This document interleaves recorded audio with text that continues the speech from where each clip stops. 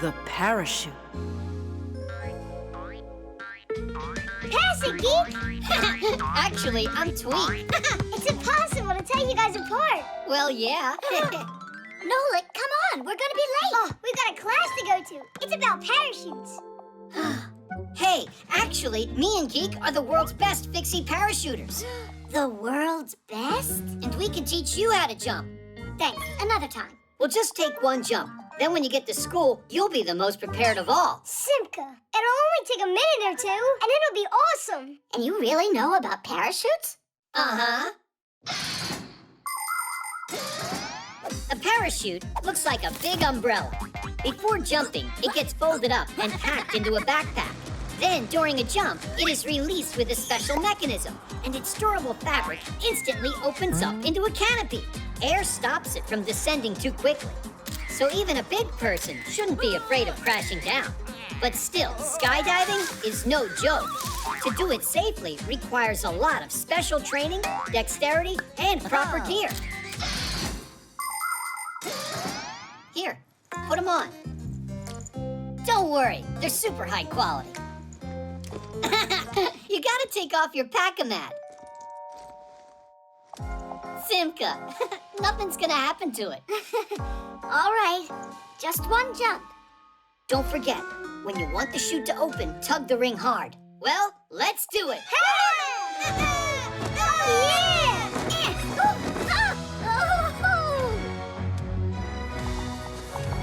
Class! That was nothing.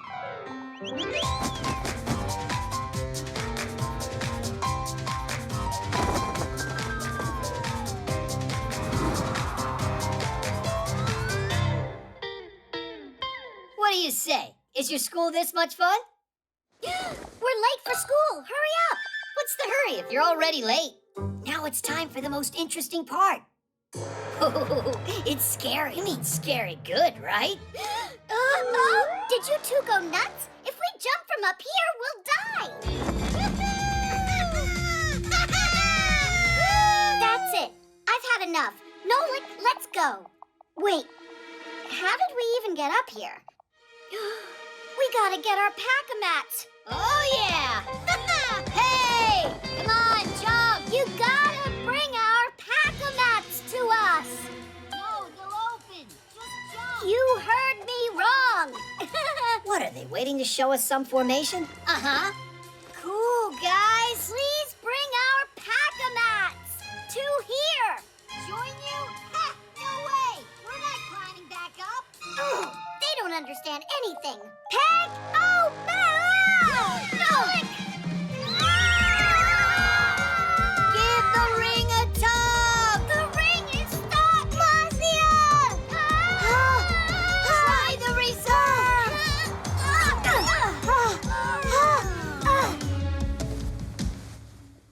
That's called landing in style. Landing in style? We almost plunged to our death because of you. Uh-oh. What is going on in here? Grandpus, we were just, Cutting school, I believe. Aha. Quite original. Whose work is this? Oh, well, hello there. Hi there. This is our parachute. And these are our new friends, Tweak and Geek. Only the other way around. Twins. Fantastic. And at what school did they teach you to do that? We get homeschooling. Aha. You can learn plenty of new things without having to study at a school. There are human children all over the world that are homeschooled. And some Fixies, too. Both of these ways have pluses and minuses. For instance, you might not get called on in a class with lots of pupils. But at home, where you're always face-to-face with the teacher, you've got to be well prepared. And what about having classmates, you wonder? Isn't it more fun to study together? Well, when I was a schoolboy, I actually loved to hide from my classmates on occasion so I could wrestle with a difficult problem in peace and quiet. The truth is, the most important thing is not whether you study at home or at school. What matters most is that you give it your best no matter where you're studying. You know what? You think you might like joining our class? We could really use students like you in there. Do you have pack-a-mats for us? Yes, you'll get them, only after the exam. And Fixie boards? Those you can pick up right away. Saving energy. So, now you know how important it is to save energy. Yes, there we go. Your lesson is over, and you're free to leave now. Nolik, where are you going? It's our chore day. I can't help you. I'm doing something else. How interesting. And what is that? I gotta save a bunch of energy. Oh. Save what? Did you forget what Grandpus told us? Modern appliances are designed to save energy. All of today's tablets, notebooks, and phones are equipped with a special power-saving mode that lowers the brightness of the screen so the programs don't consume the electrical charge too quickly, and the device can run longer. Appliances like TVs and microwaves should be turned off when they're not being used. And of course, every time you leave the room, remember to turn off the lights. I don't know about you, but I think Nolik is just being lazy. He doesn't care at all about saving energy. Hey, I think I've got a good idea. Let's try it. An energy-conserving, fuel-efficient Fixie. That sounds really cool. So, can I leave now? No. You gotta stay. You lose all of your energy along the way. All right, I can stay with you and watch you do all the chores together.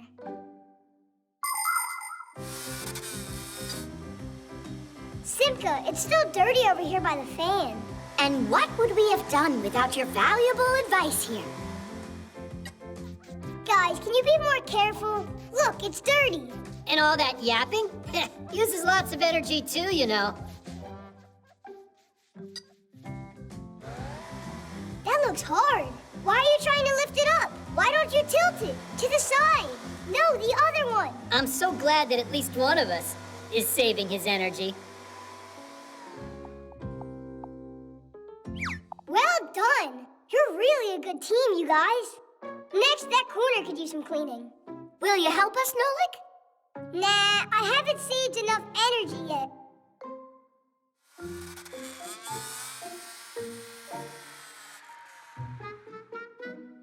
Hey, where did you disappear to, huh? Guys, who's gonna take care of the chores? Simka! Pass the ball! Lousy shot. My turn. Hey, what are you doing? I thought that... No, Nolik, you need to rest. If saving energy is your aim, then you mustn't play a game. Oh.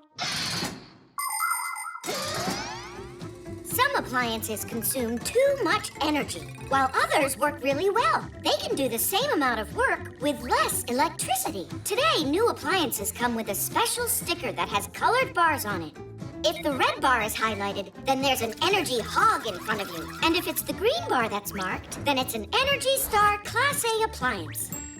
By conserving energy, the appliance helps our environment. And you can do your part to help the planet too. For instance, your fridge. Close the door tightly and don't put hot food inside so it doesn't have to waste energy. And if you spend less time in front of tablets and smartphones, then you won't need to charge them as often. And rather than reading inside under an electric light, you can save energy reading by the light of the sun.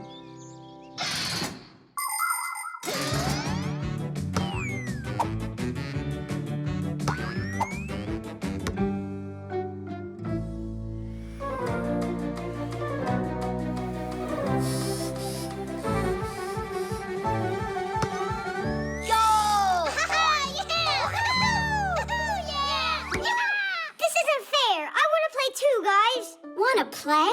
What about conserving energy? I've conserved a lot of energy. It's true. A ton. Catch it, Geek.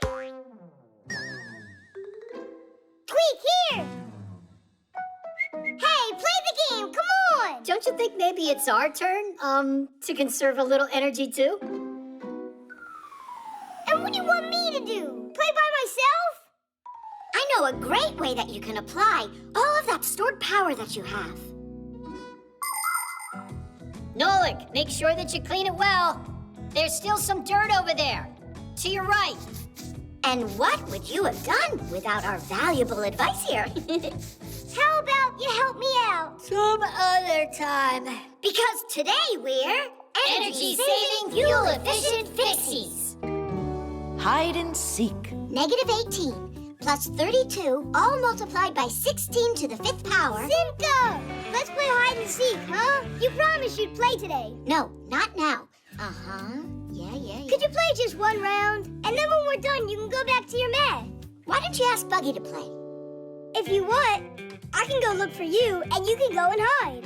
To find the area of a triangle, wait a second, you need to know... You're the one that told me you gotta keep your promises. And now you're staring at your Fixie tab. All right, let's check. If your base is 20 and your height's 8, then the area of the triangle's... Get up! Quickly! Nolik, what's wrong? Didn't you hear it? There was a boom over in the kitchen. Well, I didn't hear anything booming. Well, it did, and Papa said you need to go there right now. You wait here. I'll hold it for you. All right, Simka. You and I are playing hide and seek. When Fixies come face to face with a human, they turn themselves into screws, or just find a place to hide. Fixie kids are taught to do this at home and at school. However, some Fixie kids also try hiding when they're not prepared for their class. Adult Fixies like to take part in Fixie hide-and-seek competitions. This year's winner was a friend of Papu's. He stayed hidden for so long that he ran out of power and turned into a screw without even wanting to. Humans also like to play hide-and-seek. One person is the seeker and everyone else hides. Or it can be played with only one person hiding and everyone else looking for him. Whoever finds him starts hiding with him until only one seeker remains. Then the game starts all over again. Nothing happened in the kitchen. Do you hear me, Nolik? Where is he? And where's my Fixie tab? Yoo-hoo! Enough with your joking. Give me back my Fixie tab. Find me and you can have it. Piece of cake, Nolik.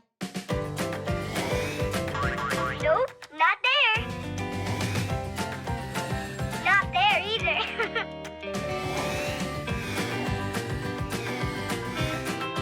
Want a hint? How about we play You're on Fire? You're really cold. Ooh, you're freezing. Getting warmer. Oh, you're hot. You're on fire. If I'm on fire, then where are you? If you're on fire, it means you burned down. It means you went the wrong way. You got it all backwards. When I'm getting closer, it's hot. When I'm getting further, it's cold. That's how the game works. Get it? Really? Okay, I know an easier way. Should I go to the left or the right? Go straight. To the right. No, not there. But you just said to the right. I mixed it up. Now definitely to the right. Now to your left. Go, to the left. Oh, no, to the right. Turn left. Oh, no, I mean to the right. You went the wrong way again. I'd rather look for you without any of your clues.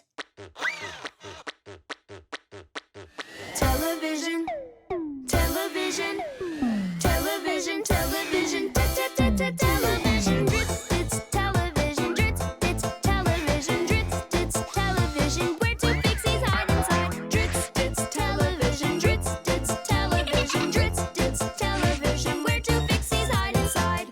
Calculator, generator, what are you doing? Synthesizer? Come on, excavator?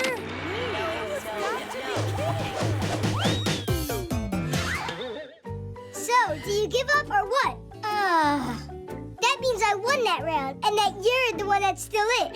There was no round. Got that? Now you give me back my Fixie tab. Calm down. I'll give it to you.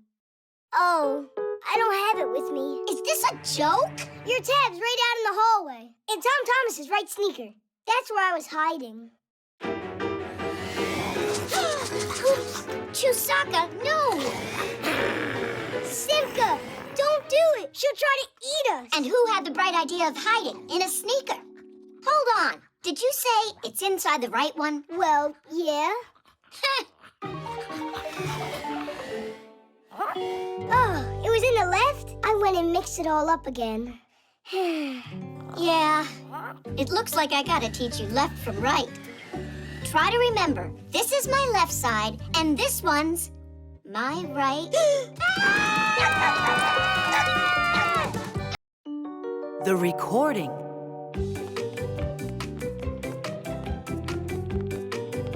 It's really cool that we're putting on this talent show, right? Mm-hmm. Do you know what you're doing yet?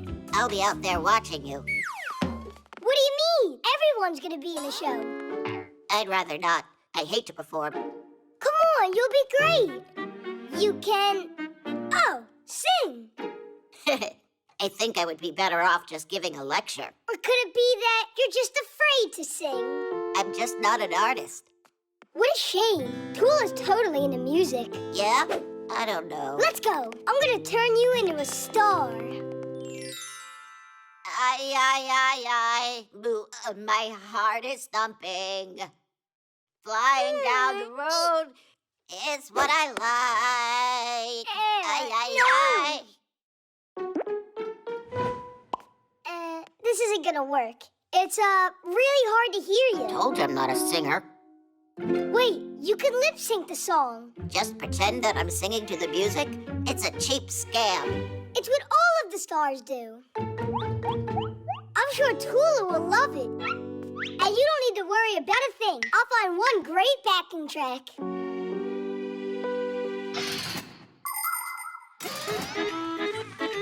A song can be performed live or played from a recording. Do you know how a recording is made? First, the songwriter gets an idea for a song and writes the words and the music, which is made up of chords and a melody the words are sung to. The songwriter might then go to a recording studio to have other musicians play on the song. It could be just a small band or a whole orchestra. Now it's the singer's turn to add his voice to the recording. All of the parts are then combined inside a computer, and the recording is finished. And these recordings can be played whenever you want to hear the song. But some performers use their recordings when they put on concerts and only pretend that they're actually singing. I don't know about you, but I prefer hearing a singer really perform live.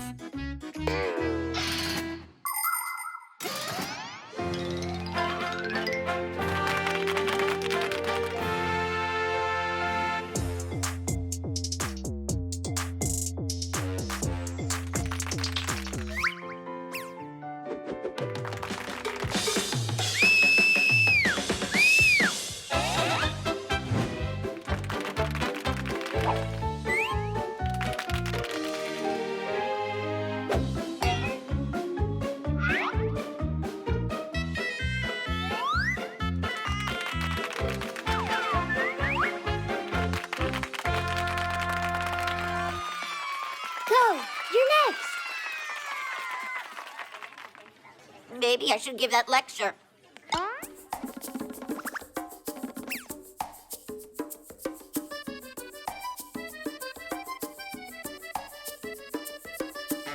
Aye, my heart is thumping.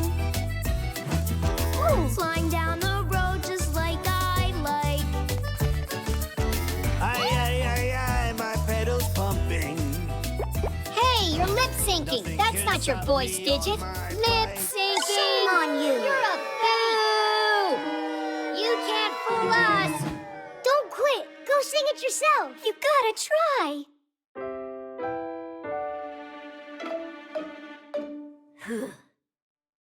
Let's ride our bikes from town to town. Let's ride our bikes the whole world round. We'll ride the day through because we love to. And then tomorrow we'll go and ride again. Aye, my two-wheel wonder. When traffic's jammed, I slip right through. Aye, I'm unencumbered.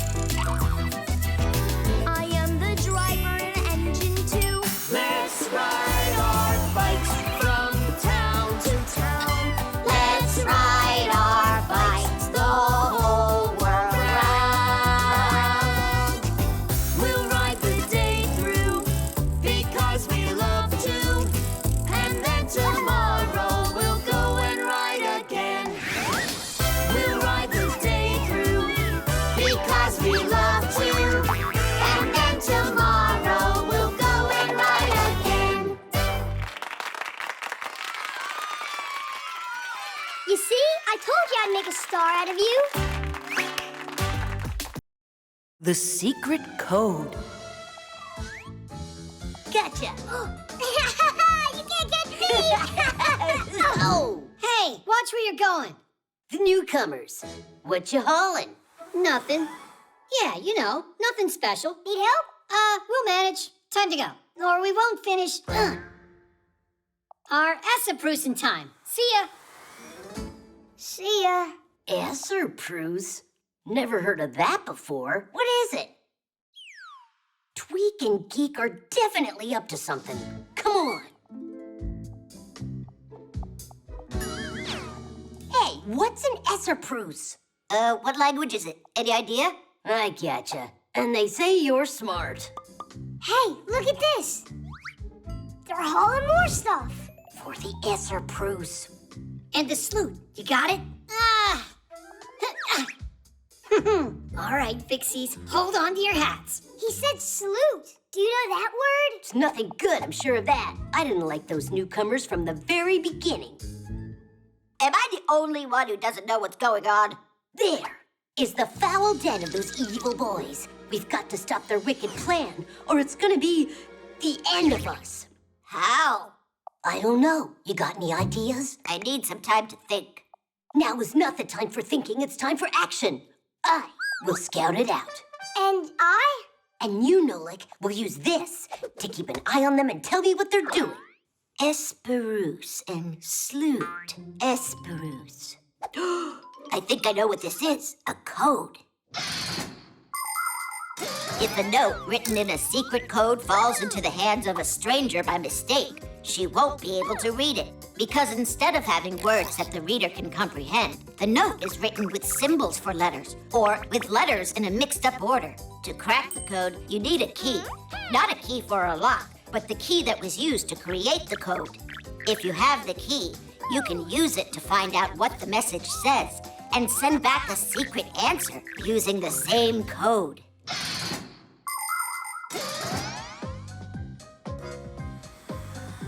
Blue, come in. This is Red. What do you have to report? Red, this is Nolik. Blue, I meant to say. The twins are flying off towards the warehouse. Hi.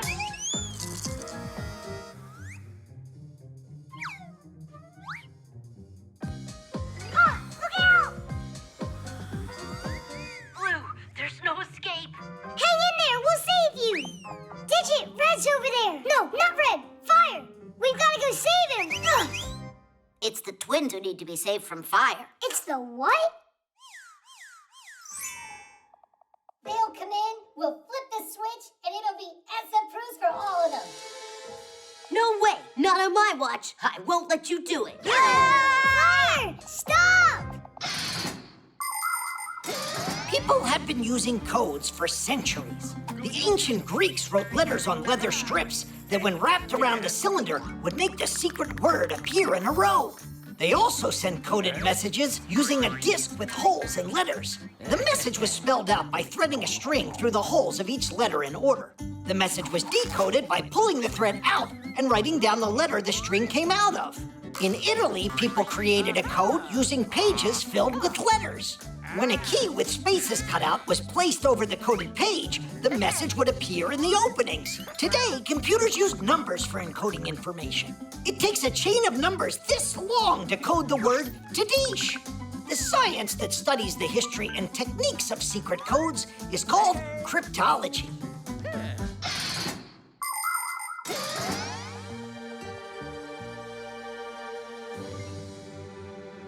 Hey, you never got taught how to knock? Our Esseproos is ruined now. All right, since you're already here, then... Surprise! Look at this. Where's the Esseproos? Look. Esseproos is just surprise, backwards. It's a secret code. We didn't want you to find out about it ahead of time. Come on up here, quick!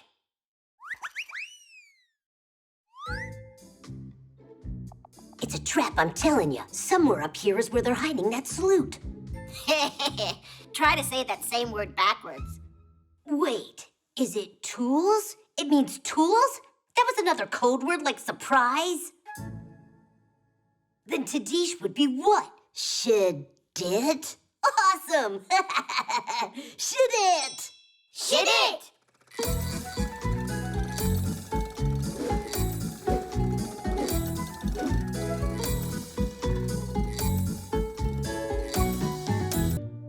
Perpetual Motion. We're the first ones here. Nobody's too excited about learning today. Hi there, Tweak. Hi there, Geek. Bye, Tweak. Bye, Geek. We got school now. Where are you going? Digit is taking a well-deserved day off. Huh? Take a look at what he made. Wipers to clean glasses off? That's what he thought of? If you just make a thing like that, you can get off of school for a whole day? Let me see you come up with something yourself. Actually, we've been working on something already. Whoa! You two were making your own invention? Yeah, only it's cooler than your wipers. How interesting. Can you bring it into class? Yeah, tomorrow. No problem. That'd be great. But for now, you've got a lesson.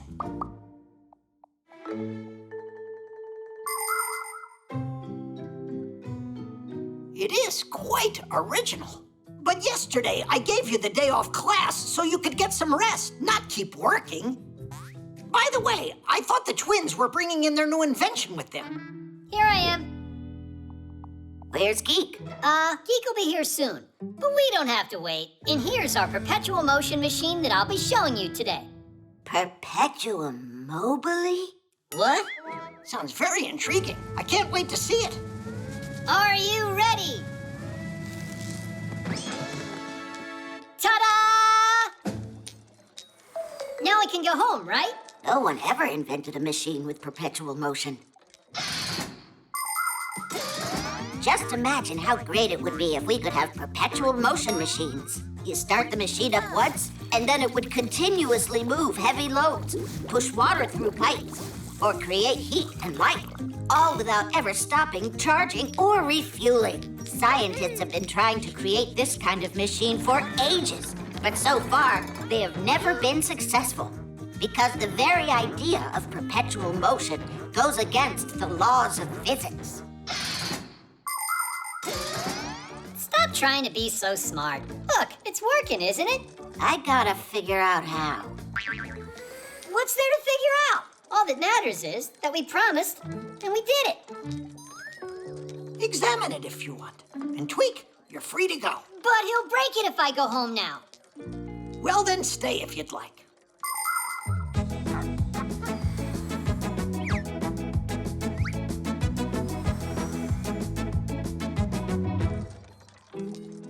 I still don't get how they made this work.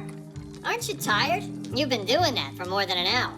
You plugged it into an outlet. That's how you did it. Where's the wire? It's your idea. You find it. Uh-huh. It's probably got an air supply in it somewhere on this thing.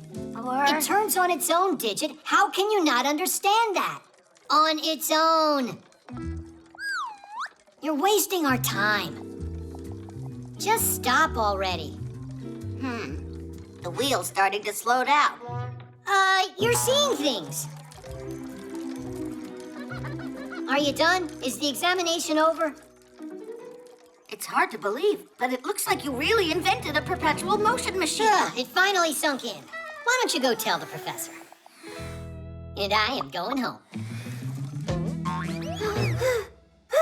What took so long? I really thought I would die. Next time you pedal. Relax, brother. We got out of class. Geek, you kept going for a while in there. Inventors through the ages have aspired to create something brilliant that would bring them eternal fame, but it rarely happens. Since long ago, there's been the dream of inventing the Philosopher's Stone, a substance that could turn any metal into gold. Alchemists used to mix all sorts of things together in their attempts to create it. In ancient China, emperors desired an elixir of immortality that would let anyone who took a drink of it live forever. There were a lot of pretenders who would come to the emperor saying, "I have found the recipe for eternal life."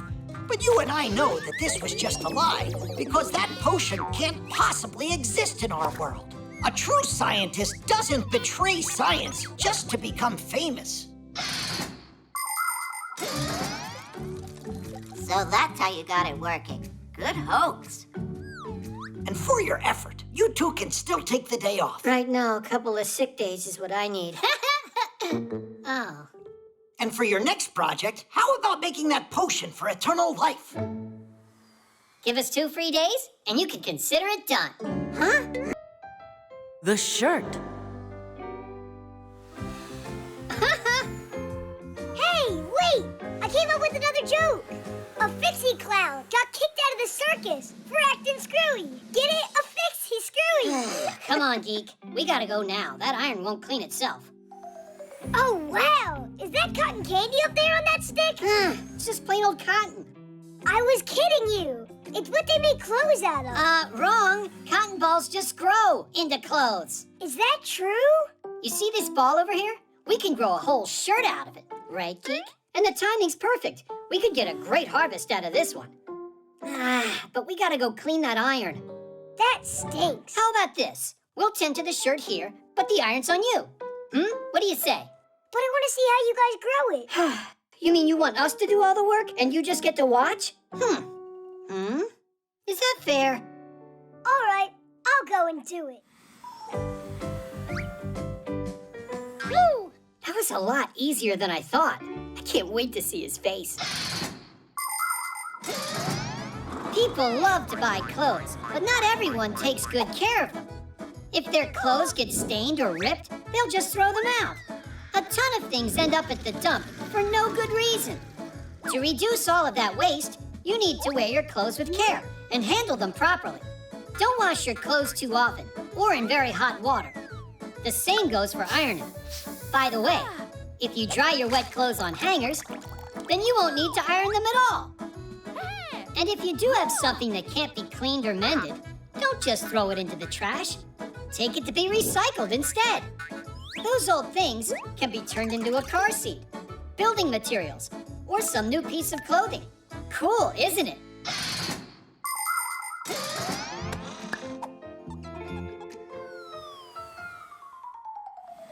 Pretty good, right? So let's start the show. It's growing! Great! All right! Keep going, keep going.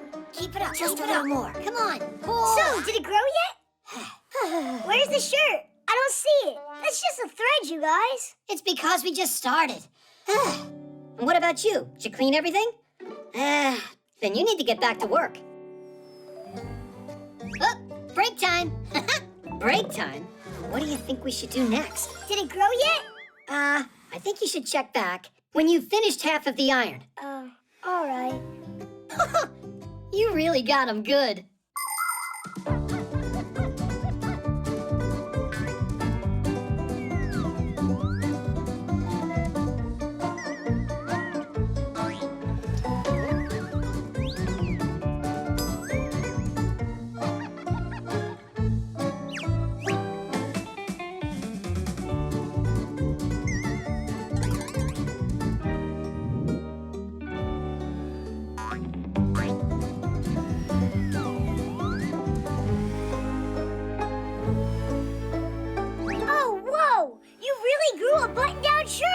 Was there ever a doubt? All right, now let's check how you did.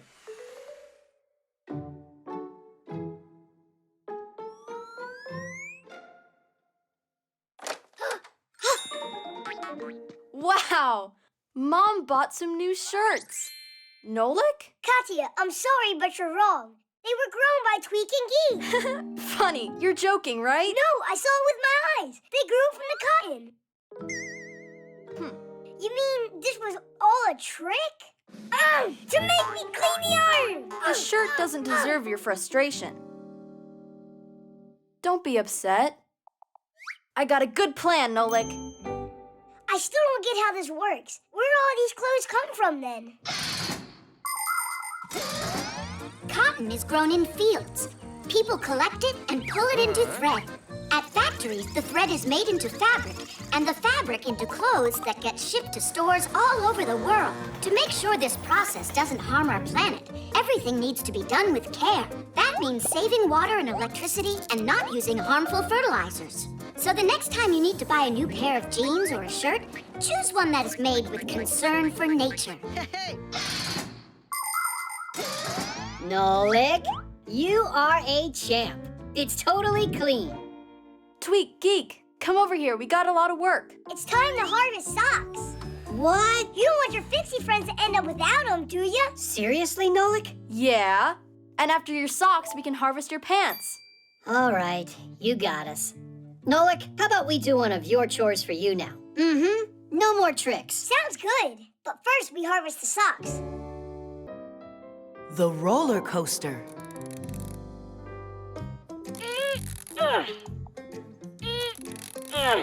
It's all done. Can we take a ride on it already? You need to tighten those up, and these a bit more. I've tightened these bolts so many times. It's a very intricate mechanism. It has to run precisely as a clock. There, is that all? It should be. Just one thing. This roller coaster must be tested first. That's what I told you. We should ride it. Not yet. Wait right here. And don't touch anything, all right?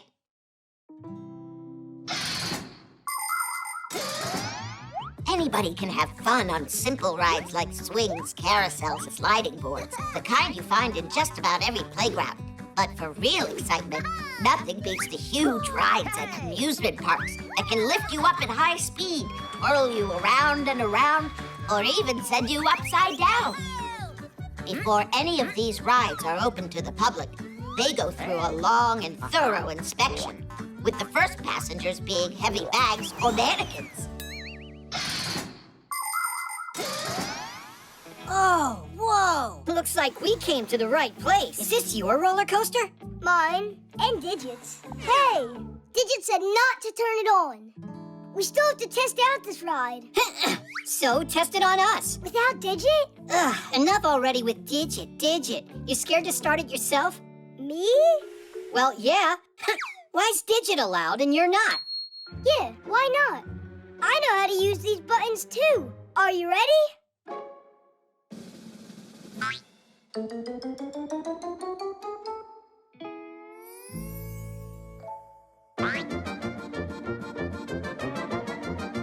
Just wait. Is that all? Yeah, guess we gotta wait for Digit.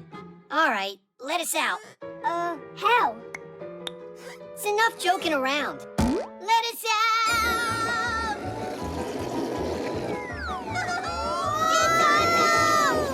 Ha, super! Huh? One more? Okay, yeah! Woohoo! You can stop it now. Hey, are you joking? It must be this one. Hit the brake! It's enough! The lever!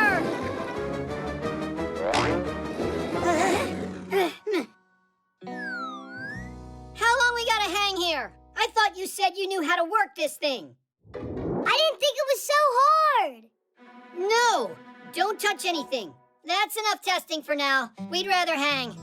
When's Digit gonna finally get back here?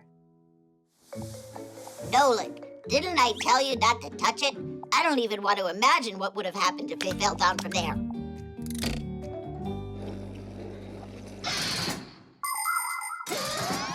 When you're going to take a ride, even a simple one, there are a few rules to follow to stay safe. On swings and merry-go-rounds, hold on to the chains or pull tightly. If you're going to go on a big ride, it's best to empty your pockets and leave your toys and phones with an adult, because at such high speeds, they can just fly off. Always make sure to check that your seatbelt is securely fastened, and under no circumstance should you unbuckle it. It's also dangerous to take food on a ride. You can choke on it and make a mess on your neighbor. Only go on rides if there's a supervisor there to run it. And it should go without saying that you should never touch anything that you're not supposed to. There you have it. Just follow these simple rules and enjoy the ride.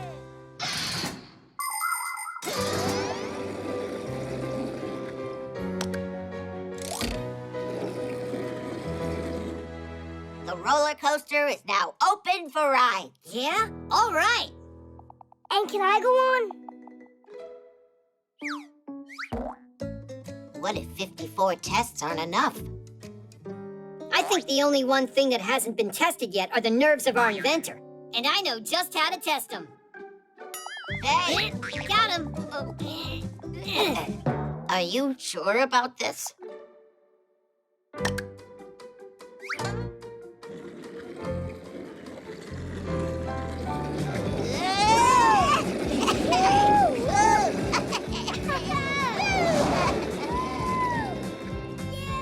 Huh, we haven't tried pressing this button yet. Don't press it! It's a surprise!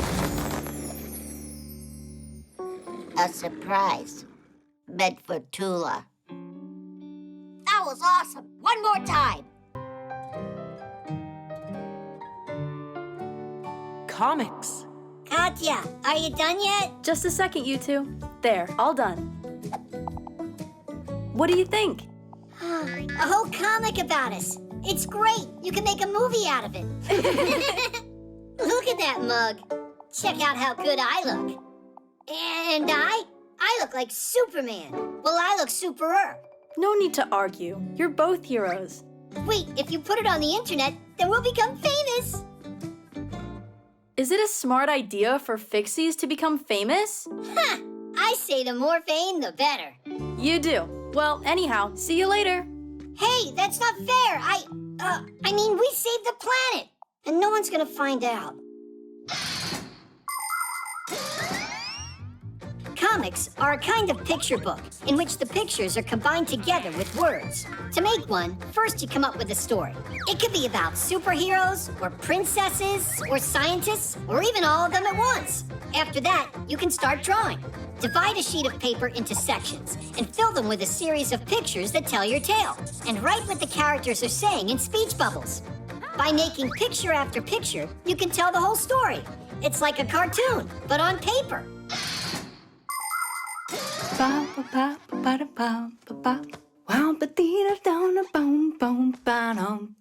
Wow! Oh, what is this? Did she really draw this all by herself? That Katya of mine is one talented kid. My subscribers are gonna love this. That talented kid keeps forgetting to charge her pad. This is gonna take forever. A good cleaning. That's what we should do to make it charge faster.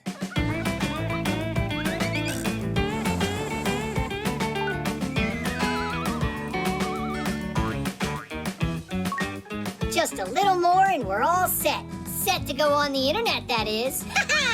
Then, tons of humans will know about us. Humans? The secret of the Fixies. That comic can't go online. Drain the battery down.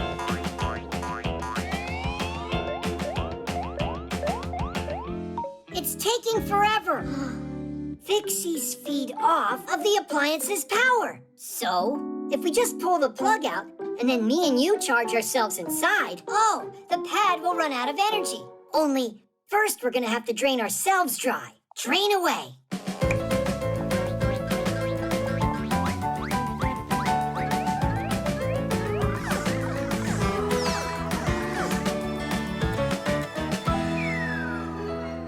It's totally drained. Huh, did I really forget to plug in the cord? We'll show Katya's mom who's the boss. People can spend hours on their pads and phones, and that's why they have to be recharged all the time. But do you know how you could do that less often? One thing that works is to unplug the device after it reaches 100% charge. You should also make sure to close any apps that you aren't using at that moment. Are you just listening to music? Then you can lower the brightness of the screen. And try not to drain the device all the way down to 0. That can damage the battery. Oh yeah, I almost forgot. If you turn on airplane mode while charging your device, it'll take a bit less time. And while your device is busy charging up, it's better to put it aside and get some exercise or play some board games.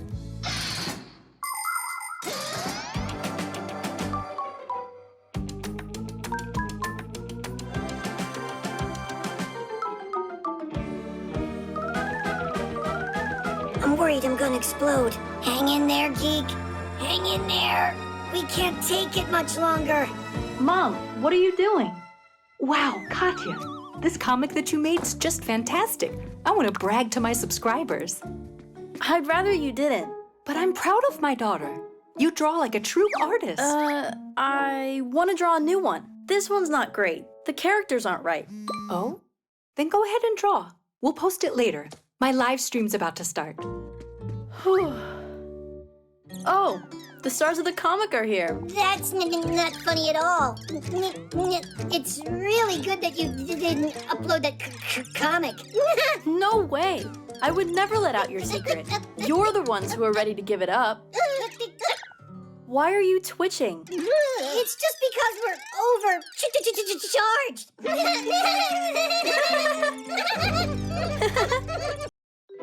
The pump.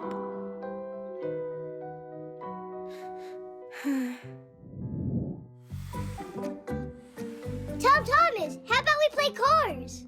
I don't want to. Then let's play soldiers. Not soldiers either. What's wrong with you today? It's that Katya, she didn't invite me to her birthday party. Why? Do you know? We were playing a game of chess, and I did this stupid move, and she didn't let me play it over. And then? Then I told her she was a meanie, so we had a fallout. Just apologize already. It's so easy. And then wish her a happy birthday. It's so easy for you to say. I don't have a present, so how can I go? Do you have balloons? Sure, right here.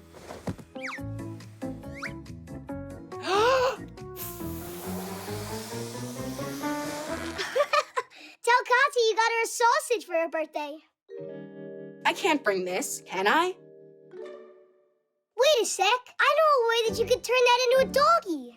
Show me. Have you ever seen long balloons that look like sausages? It's possible to make animals, flowers, or even people out of them. Making things out of balloons has got a name. Twisting. That's because if you want to make them, the balloons need a twist. Take a balloon and inflate it, but not all the way. You need to leave a little bit of room for air to move. Otherwise, the balloon might burst. Make 3 short sausages at one end of the balloon. Next, fold and twist the 2 of them that are closer to the center. That will be the head and the ears. Now twist some more to make the neck, front legs, and the biggest part, the body. Then comes the back legs and the tail. And that's it. The doggy is done. Now go and try to do it yourself.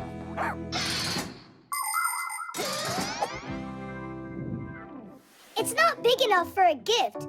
You need to give her more than that.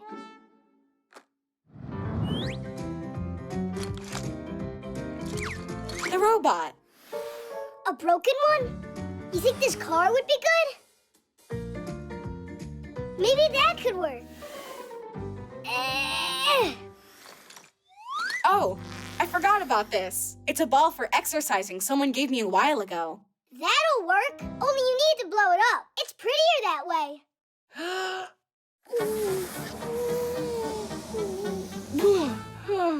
I got dizzy from that. Then how about a hairdryer? Yeah, or a vacuum cleaner. You've got to be kidding me.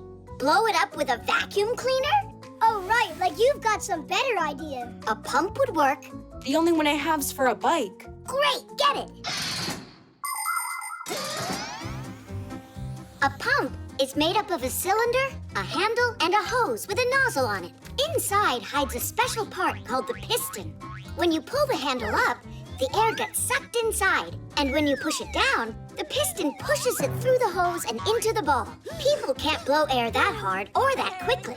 By the way, the air doesn't get out of the ball because of a special valve. The valve only lets the air out when you press on it, like this.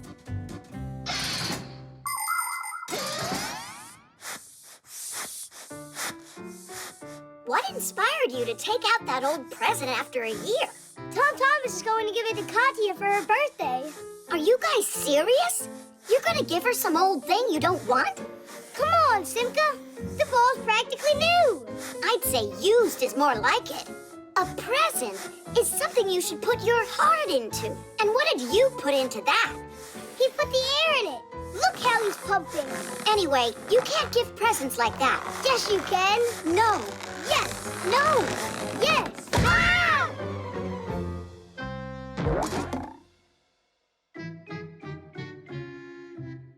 Now there's just no way Katya will make up with me. No panicking. Oh, do you have more of those balloons? And we've got your pump. Everything's gonna be all right. Tom Thomas? Happy birthday, Katya! Happy birthday. Thank you. They're really pretty. And please forgive me about the chess. And you forgive me. Kitties! Katya, how about we never fight again? All right. Peace. While you two are not fighting in here, there, your cake will be eaten up. Nolik, what are you worried that you're not gonna get any? The Autopilot. Now to the left. Now to the right. Straight forward. Tweak, has it been long since you started talking to your Fixie board? What's so funny? I'm trying to set up Autopilot on my board. Then I can fly without steering. I'll tell it where to turn, and it'll do it. You don't have to tell the board where to turn when you have Autopilot.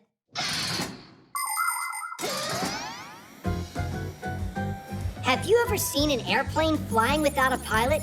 A train rolling without an engineer? Or a car without a driver? It really happens. There are some vehicles that have a special system called Autopilot. If the driver wants to take a rest, he turns on the Autopilot, and the vehicle goes by itself along a route preset by the driver. That helps the driver save his strength and not get lost if the journey is too long. That was a waste. I already know about that. But you just forgot. Uh-huh. You think that you're so smart, huh? Well, smarter than you are. No way, because my head's bigger by a lot. Let's check it. All right. Ha! Pretty small head there. Let me try. How about that? Geek, you don't know how to measure. You don't either. Look! Now we can measure for real. The ruler's not gonna work. Oh! We can use that marker cap. If one of our heads won't fit inside it, we'll know who's smarter. I thought of that before you said it, and I'll try it before you do. Don't you dare!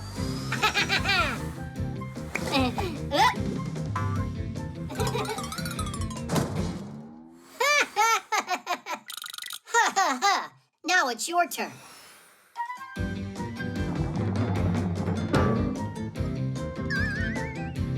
We need something a little bit smaller. Like this?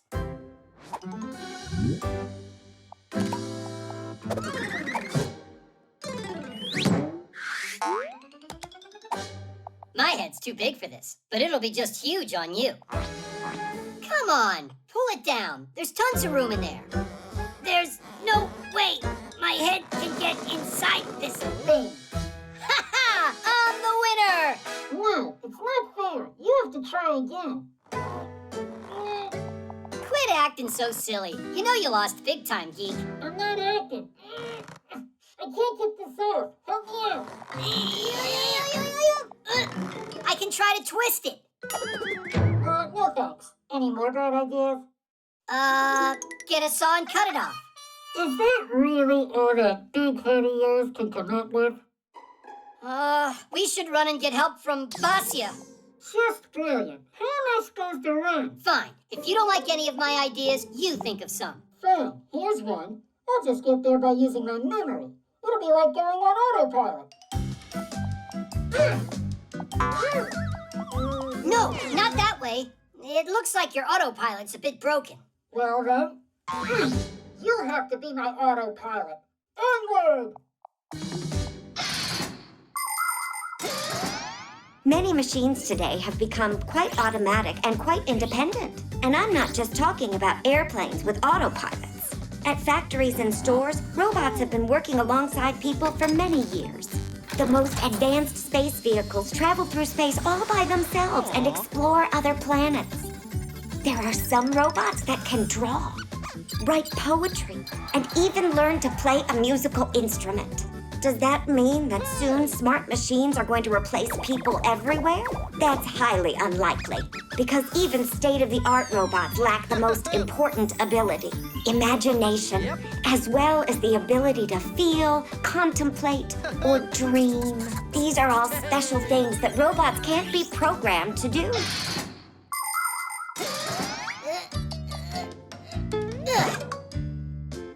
Come on, just a little further. I never thought that being an autopilot would be so hard. And where is Basia? I'm here. Geek, what did you put that thing on your head for?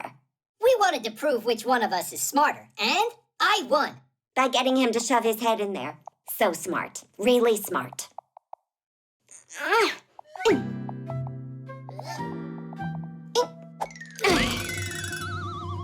There's one thing I still don't get at all. How did you get your head in there?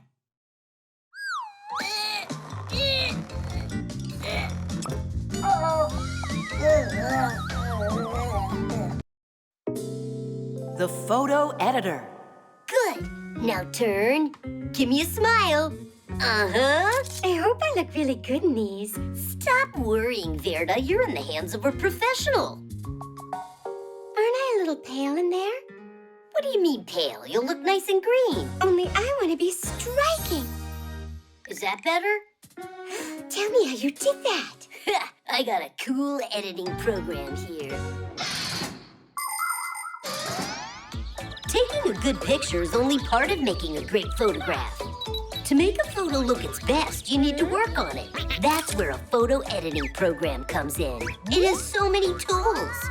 With the help of an editor, it's possible to crop pictures, change the lighting, get rid of unwanted objects, or add something that wasn't in the photo when it was taken. Basically, you can make all sorts of crazy things. The only limitations are your imagination and skills. If you want, I could make your eyes bigger. You can really do that? I can make you real jewels out of all your photographs. Class! Then give me long eyelashes. That'll be pretty. How about a crown, too? I think it looks great. Oh, Fire, you're a real pro, aren't you? Only I'll need some time to get it done. You know, it's a creative process. I get it, Fire. Of course, I'm not going to be a bother. And tell everybody else they should come check out my super-duper photo studio.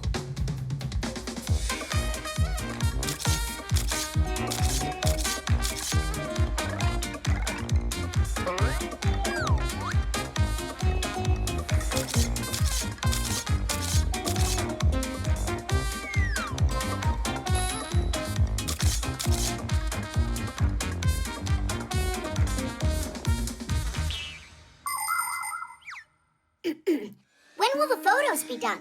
Patience. You'll see them as soon as they're ready. Now don't disrupt my creativity. Now that's a professional artist. Well, maybe I should make them even bigger. Is that enough? No, the bigger the better. Now they'll finally say what a talent I am. No word from Fire? Not yet. Having to create is hard. Hey, you want to bet that my photograph will be the coolest? What makes you think that? Because that's what friends do. But I'm the one who discovered his talent. What a braggart.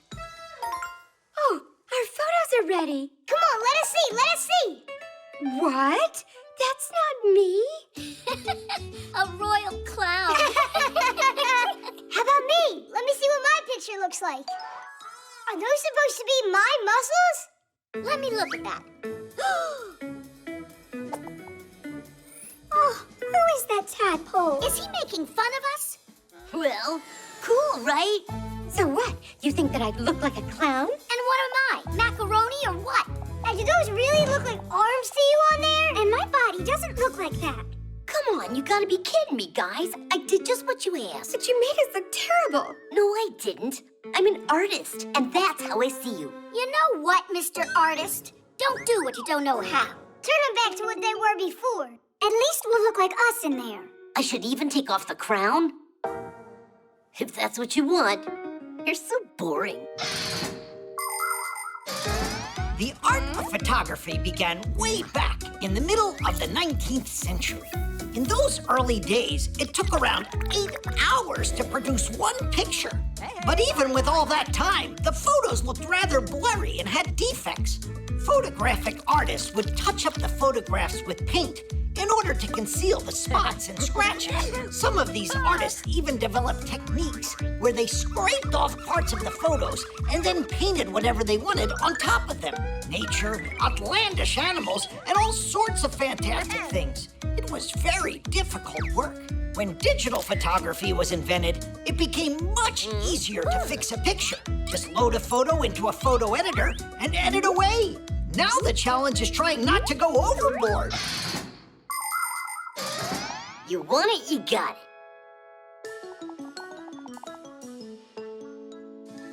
Now we're talking. Splendid. Nobody needs that photo editor.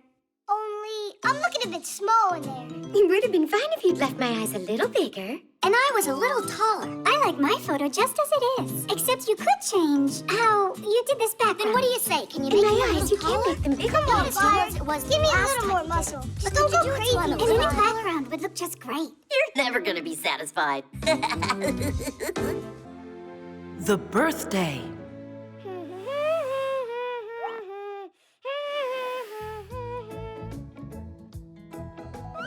Well, Buggy, how's that? Do I look like the birthday boy? And this is for my presents. Oh, it's Simka. Well, wait over here.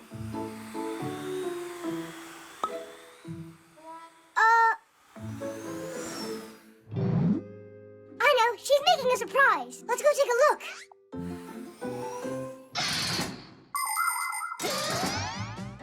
Every kid just loves to celebrate their birthday. And it's no wonder. Presents, guests, and, of course, a big birthday cake with candles. You'll probably say you'd love to have it every day, right? But what actually makes your birthday party so fun is that it only happens once a year. Eating a birthday cake every day would get boring real quick. And please, don't be sad if the number of candles you have is still small. You'll get older. You can count on it. Fixies celebrate their birthdays too. Only we don't pull on ears like humans do in some countries as a wish for kids to grow. Because what if we grow so big we can't fit in appliances? Want to know how you can congratulate us? It's easy. Just take good care of your things and protect them from breaking.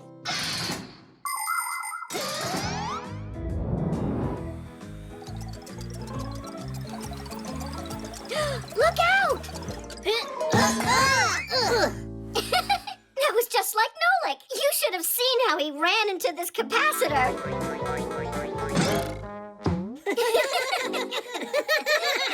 Simka, there was no reason for you to bring that up today. Oops. What day is it today? Is it Butterfly Day? Hat day. Music day. What kind of music day? Did you forget? It's my birthday today. Oh, well then, happy birthday. That's all? Ugh, let's go, Buggy. They couldn't care less. Look, my first present arrived. Oh, Nolik, that's mine. Sorry. Bye now. Hey, where are you going? Please, girls, stay focused. That was the third take you messed up. How about that time when Nolik was shooting us? Yeah, who could ever forget that?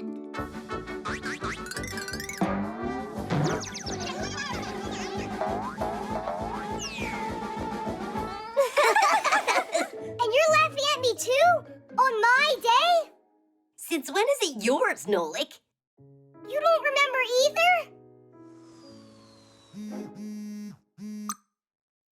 Uh-huh. See you soon. At least Papoose knows what day it is.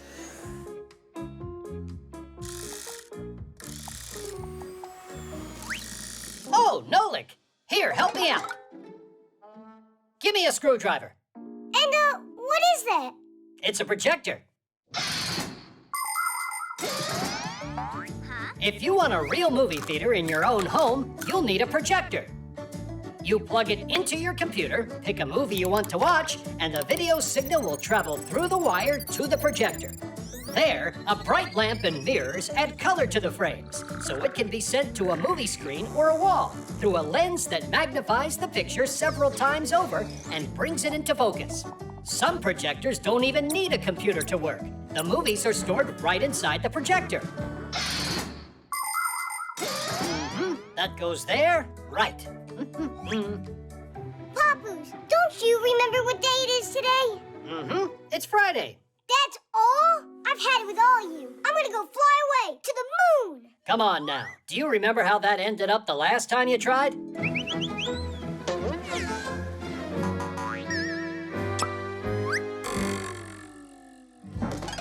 you ganging up on me or what? You gotta know that today's my... How about you go and turn this on? Yeah, I get it. That's all you need me for, right? I'll go live with some other Fixies, and then you'll be sorry. I'm sure that they won't forget when it's my birthday. Oh, what's that?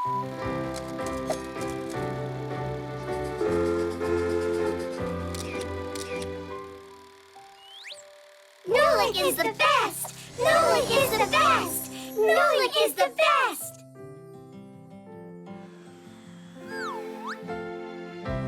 Happy birthday! And I thought you all forgot me. Hooray! Does that mean that now you'll stay with us? I'll stay with you until my next birthday. Then we'll see. The hologram. I think it's 7. Yeah. Oh, looks like I've got that number on my card. You're so lucky, Fire. I know, right? Whoa! Chusaka! Hey, Chusaka, no! Aw, and I was so close to winning. I'm so tired of Chusaka ruining our games. Well, you know, dogs like playing their own games. And what? She has to play right here? Help me out. We'll put these back where they were before. Uh-huh. And then she'll just come in and mess it all up again. We need a way to distract her somehow. So, we're gonna feed her, huh? Not quite. We'll make a piece of candy for her. It'll be a hologram here on the phone. Chusaka will be busy trying to figure out how to eat it the rest of the day. That's great. But a hologram, how does it work? A hologram is a three-dimensional image projected into the air. It looks like a real object from every side, only it's translucent. You can look at holograms in your own home. To do it, you need to make a pyramid out of clear plastic. Any clear plastic box will work.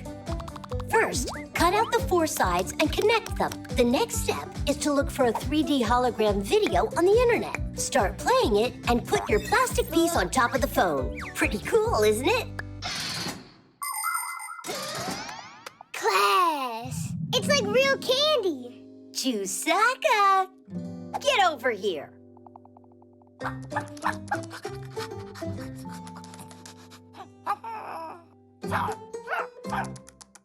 Oh, well, it looks like your hologram's not interesting to her. Could it be that she just wants some different food? You're right. We forgot that she's a meat eater. It's done. Quiet.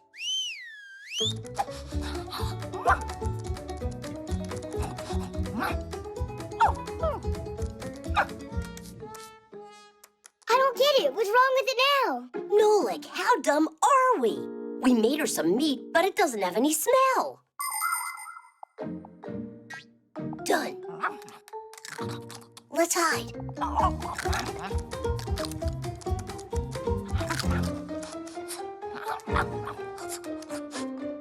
You want to go play now? Uh-huh.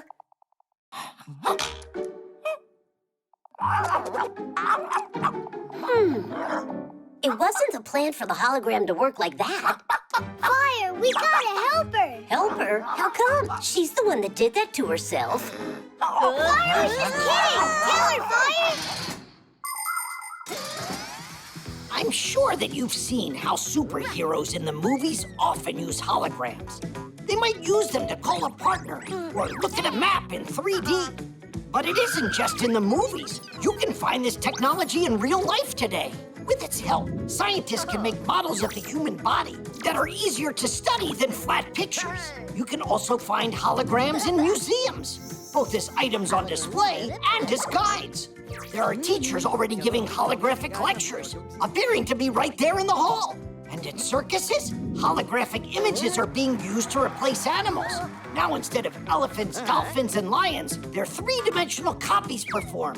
And it's great! They're no less exciting than watching live animals. And this way, the real animals can be free to roam in the wild. Chusaka, no! Come on, stop kissing us, Chusaka! Chusaka, stop it right now. What's going on? You sad little thing. Who did that to her? Chusaka, just hang in there. I'm gonna save you.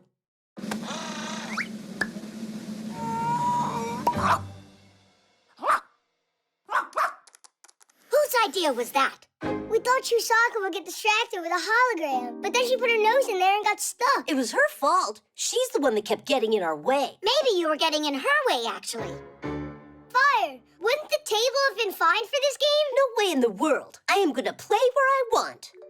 Come on, I'm sure we can work this out. So you Fixies are safe, and Chusaka has eaten. Well, let's see. 5! Bingo! Chusaka really loves that catapult game you came up with. And I love how she beat us in bingo. Just like always, best at everything. Maybe you didn't notice, Fire, but I saw you win a game today. What game was that? That scary one. That game of tag with Chusaka. The tower. Grandpus, why do we keep on studying after school's done? Studying? That's what you call this? Just a little test, and I'll let you go. Hey there. Are you still studying? We just came to say bye before we head on our way. We're about to head out on a journey. Cool. Alone? Of course not. Basia's taking us. So, Simka, you gonna miss us a lot? Not at all. Will you be away for a long time? Might be forever. Forever? It's not right. You can't just get up and go like that. It's not us, it's Basia's idea. There's a tower she really wants to see. We could build towers right here. Plenty of them. For what? They're excellent study aids. It's very important for students to study about great architectural structures. By the way, what tower were you going to see? We forgot which one.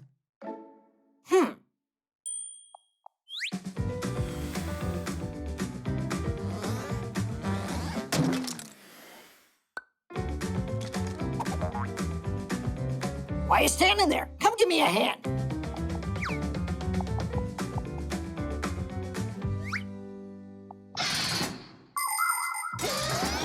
Knocking down a block tower is easy, but a real one can stand for centuries. Before building it, the engineers look for a place where the ground is sure not to sink. The architects make a 3D model of the future tower. Then builders pour a concrete foundation and build upon it, floor after floor. If the crane is no longer tall enough, extra sections can be added to it. And if the tower is going to be very tall, then parts can even be delivered by helicopter. So, was Basia talking to you about this tower? All right, then we'll build something new. Maybe we should just look at photos. If you would rather not build the tower, you can go take the test. What was I thinking? I know what to do. Exactly what we need.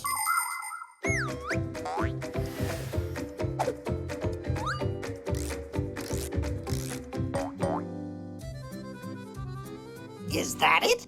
Nuh-uh. She's been there 100 times already. Come on, think. What other places would she talk about? Excuse us. We gotta go now. Just hold on there. I say we build another one. Grandpus! Grandpus. And what is Tom Thomas supposed to tell his parents if they see all these towers? They'll say that he made them himself. Come on, quicker! I don't know why Grandpus is so worried how this tower's coming out. Yeah, he's worried, but it's not about that. People have been building towers since ancient times because looking out from a height made it easier to see, for example, if an enemy was approaching. The first lighthouses lighting the way for ships appeared about the same time.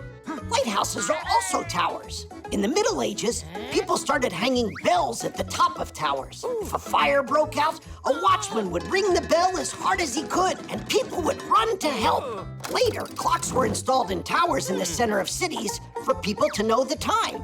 In the 19th century, people discovered that it's possible to store water inside of a tower. For many years, the tallest structures used to be television towers.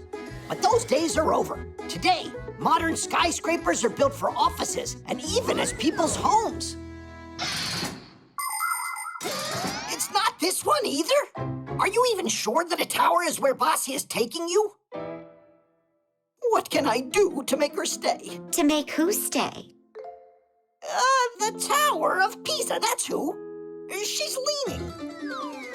Look at all these towers. They're all for you. Grandpus made them. They are genius, not the least worse than the originals. Then stay here with us. Why do you have to go anywhere? If you want, we can build you more of them. Which one is your favorite? I didn't realize that you were so industrious. Vasya, how about we stay a bit longer? Our school's here, good friends. What choice are you leaving me? All right, so be it. Tadish! Oh. You're gonna stay with the professor, and I'm out of here. And can I count on you to take care of my kids? And so, you're still leaving? No need to worry. I'll only be a few days. How could I live without you?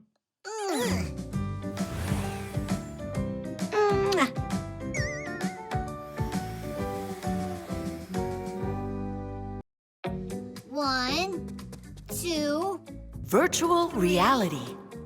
4, 5. Ready or not, here we come. You find Tom Thomas, I'll find Katya.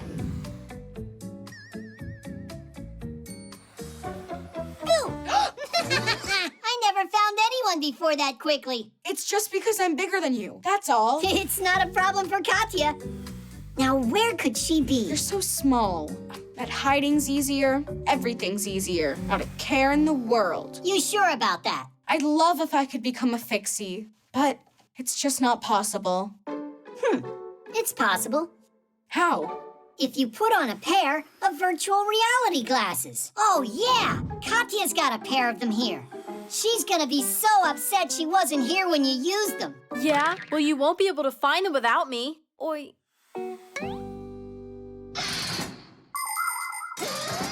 Virtual reality glasses have a pair of lenses inside of them that are each projecting a different image.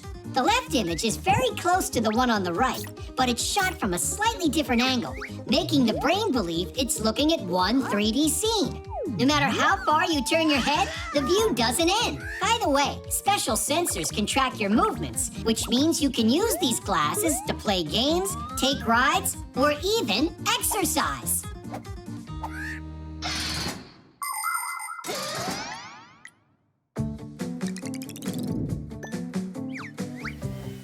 The game's done. What we made for you is so cool. You'll love it. Now we'll see what kind of Fixie you'd be. You need to get to the kitchen on your own and then fix the toaster. You get 5 minutes total. I'll need only 3. Turn on the game. Ah, whoa! Everything's so huge.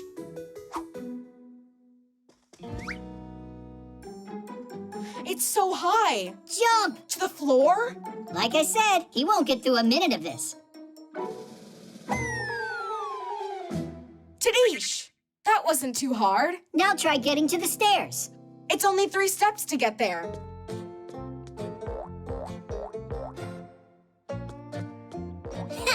More like 133. Run, Tom Thomas, faster! Woo! Oh, where are the Fixie boards? A Fixie can solve any problem with quick thinking. Tom Thomas, there's a rope in front of you. Grab it. Whoa! Whoa! Ah! We should try doing that sometime ourselves. Ah!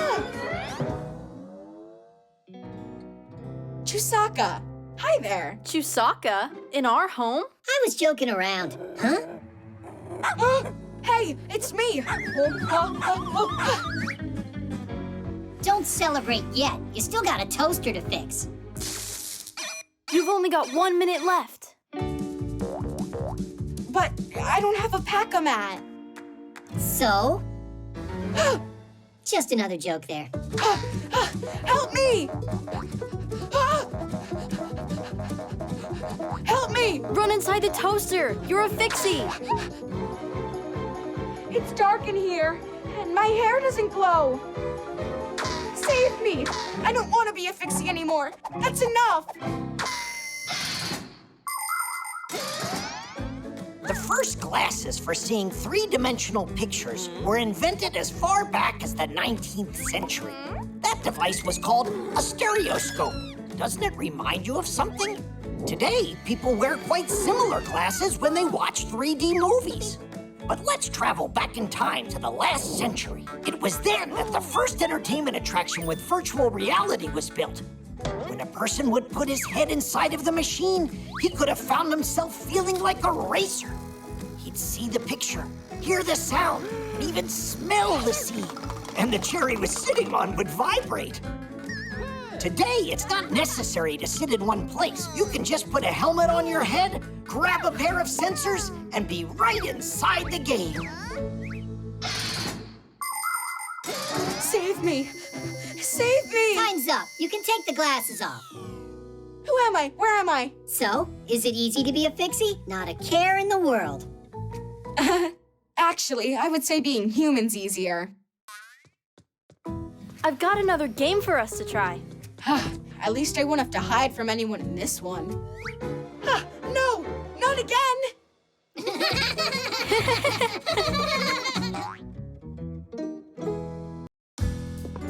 Dancing. Noontime. I'm starting the experiment.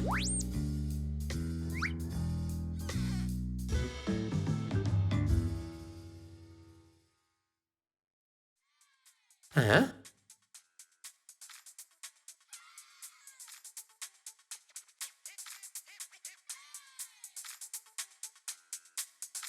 Just what is making that racket?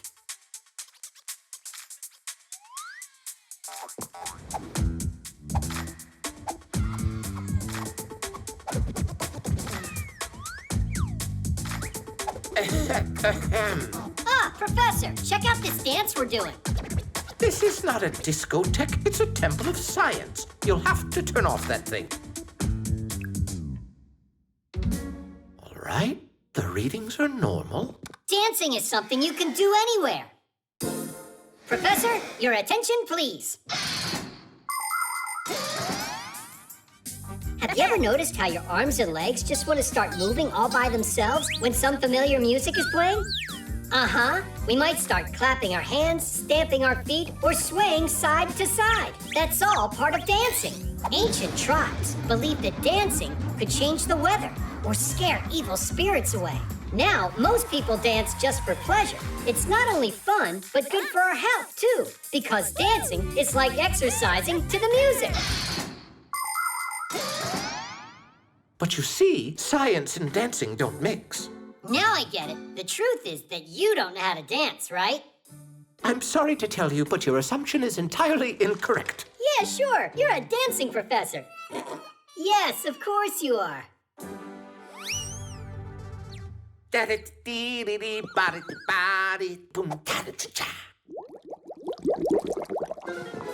Ooh, yes, the reaction's begun. Let it run a bit longer. Only no more than a minute.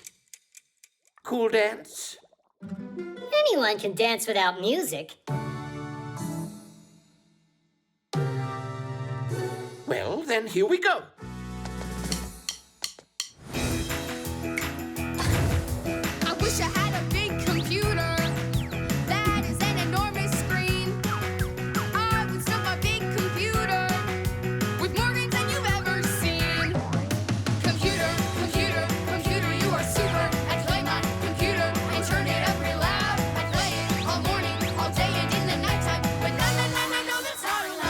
an interesting style, kind of vintage.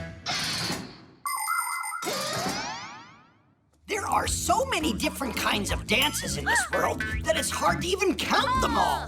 For instance, the roundelay. In that dance, everyone holds hands with one another and walks in a circle. You can find a version of the roundelay in every culture. There are also dances for two, like the waltz, rock and roll, or cha-cha-cha. Some like to dance ballet, some hip-hop, and some tap dancing. As for me, I'm not bad at doing the twist. You start by twisting one of your feet, and now the other. Then you twist them both together. Well, what do you say? Shall we dance? Computer, computer, computer, you are super. I play my computer and turn it up real loud. I play it all morning, all day, and in the nighttime. But no, no, no, no, no, that's not allowed.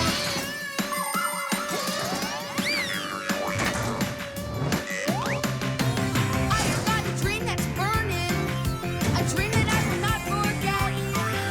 As soon as I become a grown-up, I'll live it every chance I get. It's going to explode. Computer, computer, computer, you are super. I play my computer and turn it up real loud. I play it all morning, all day, and in the nighttime. I know that's not allowed. But no, no, no, no, no, that's not allowed.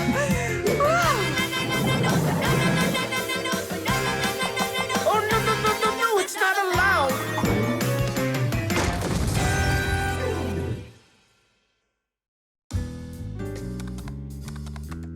Let's start the experiment for the second time. You two happy?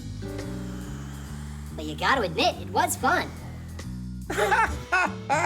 And not a word about that dance to anyone. Professor Eugenius, where did you learn to dance so well? Elisa, your eyes play tricks on you. Only you twirled so nicely. That was just my leg falling asleep. You know that science and dancing don't mix. Right, of course not.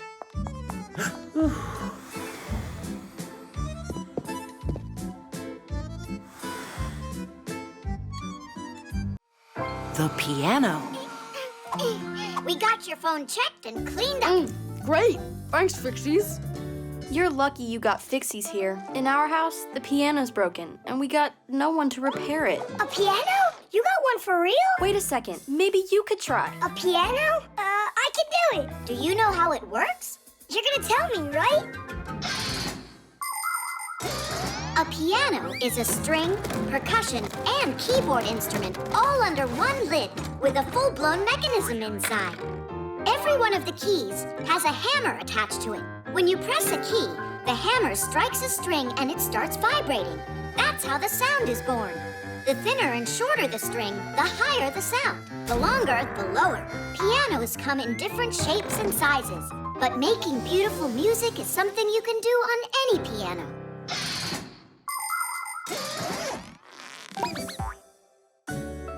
Your room is beautiful. So, where's the piano in here? You're standing on it, Nolik. Really? I thought it would be huge. And where are those little hammers? There are no hammers. It's electric.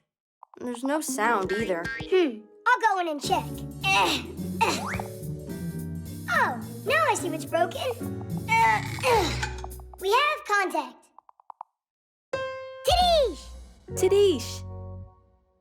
What? Ah, I didn't tighten it up. Sure enough. What a scatterbrain. Yoo-hoo! Who are you? Who are you? This is my home. I want to know what you're doing inside here. Tightening the screw. Who asked you to do that? Katya. That human girl that lives here? Right, very funny. I'm friends with that human. Hey, let go of that. No way in the world. Hey, are you all right there? Did you bang yourself hard? Yeah, so hard I'm seeing double. What's your name, dude? Nolik. Sure it's not Speck? I'm joking. I'm Tweak, and that's my brother, Geek. Him and I are twins. You know what that is? Do you know how Geek and I became twins? There once was a very hard-working inventor.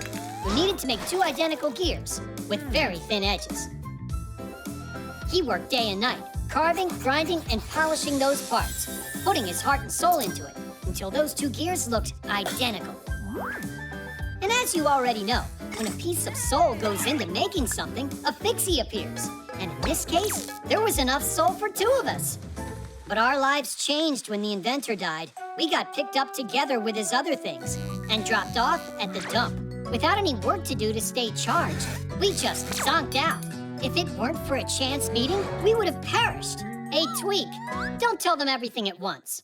We got time. Is that human really your friend? Uh-huh. But fixies aren't supposed to mix with humans. Well, Fixies aren't supposed to break things either. But it's just because that human girl is... Katya! Katya. How do you put it? The piano's not her thing. Nolik! That's for you? Yep.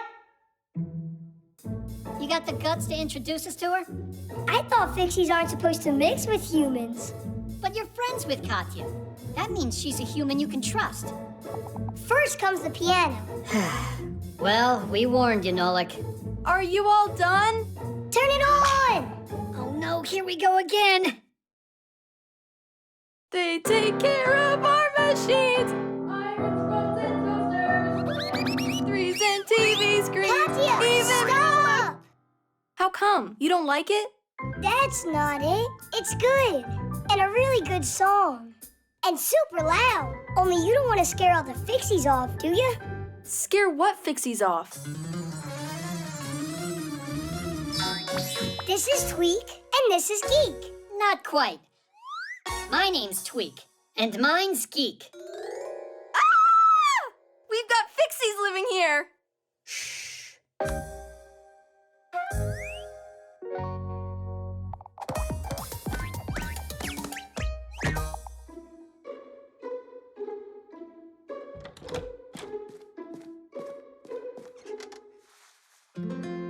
Thanks for your help. We're always here to help you. Thanks a lot. Only now I got my own Fixies. You've never met them. New Fixies? Only, shh, don't tell anybody, 'cause it's a secret. The swing.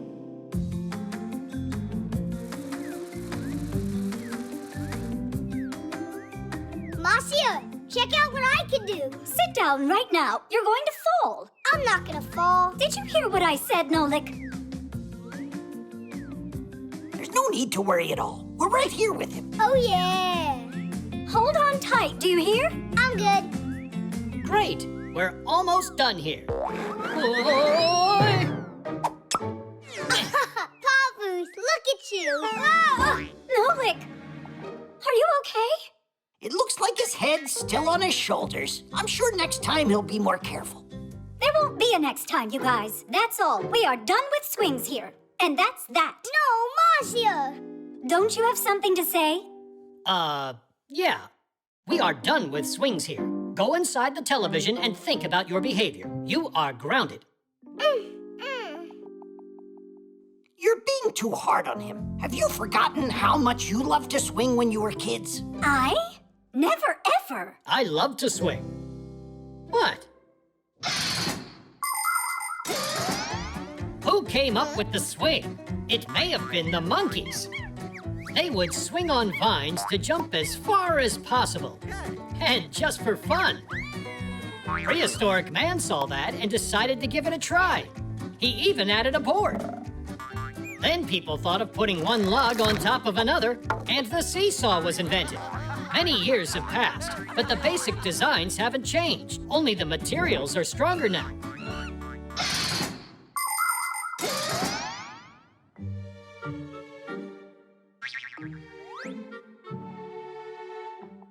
Nolik, how are you? Did you hurt yourself? Maybe we could play a chess game.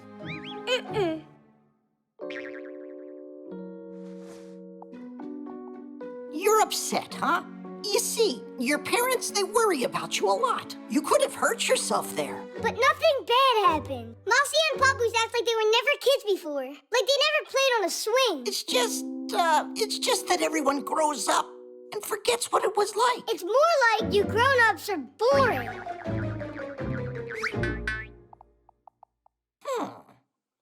Boring, he said.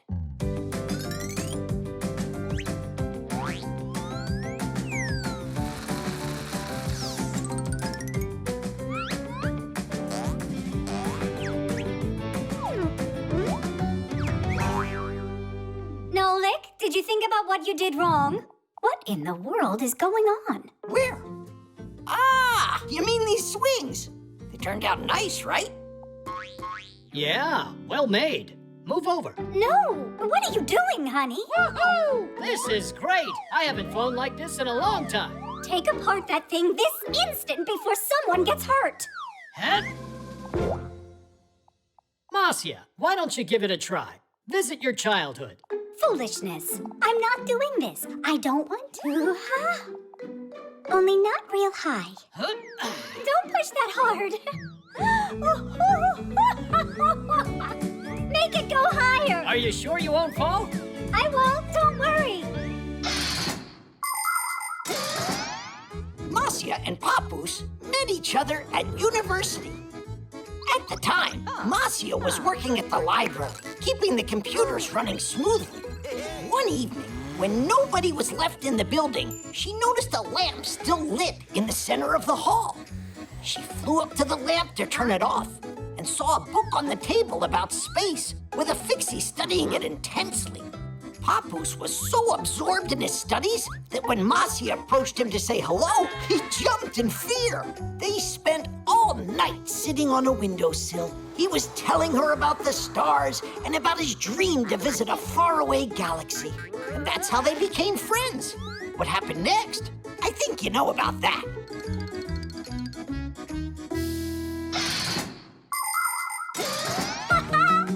It's so fun!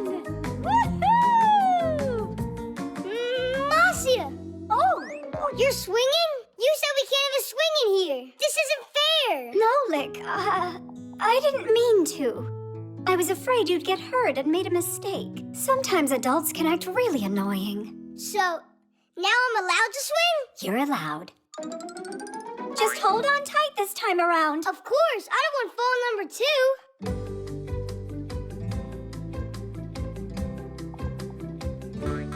Are you ready to fly into space? Yeah! 1, 2, 3, go!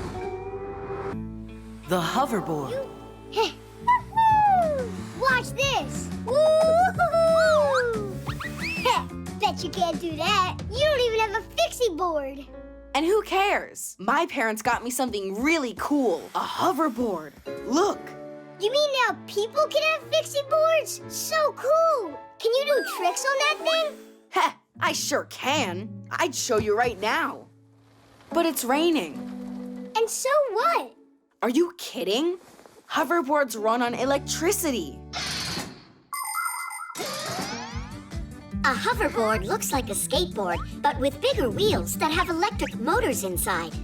When someone stands on the board and leans forward, controllers send a signal to the motor. You can start going.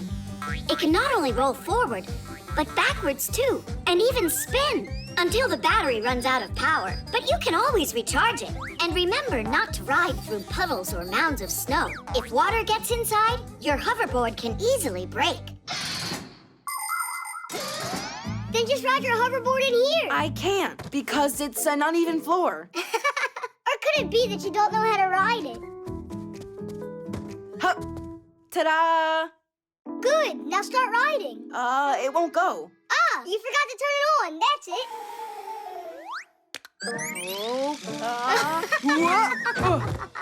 Don't laugh at me, Nolik. It's the floor's fault. I'd even fall off a scooter in here. Uh-huh, whatever you say. If you think you're such a pro, then why don't you help me out here? Yeah, sure. Instructor Nolik will teach you everything you need. Just do what I do. But first put a helmet on your head. Go like this. How about you jump on it with both of your feet at once?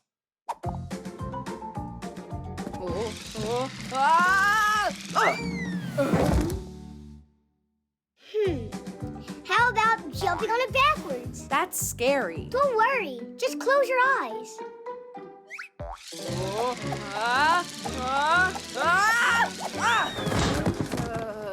Hey, I was joking. Well, at least the helmet looks good on you. What good's this helmet with a trainer who's no help at all? Really? There's no trainer who can help such a lousy student. I can learn without you. Fine, go ahead. What are you two arguing about? He told me that he knows how to ride his new hoverboard really well, but the only thing he knows how to do is fall down. In the first place, you should never be riding that thing inside. Everybody knows that, except you. But while you're at home, you can learn how to get your balance. I can show you how. Only first, put on your pads.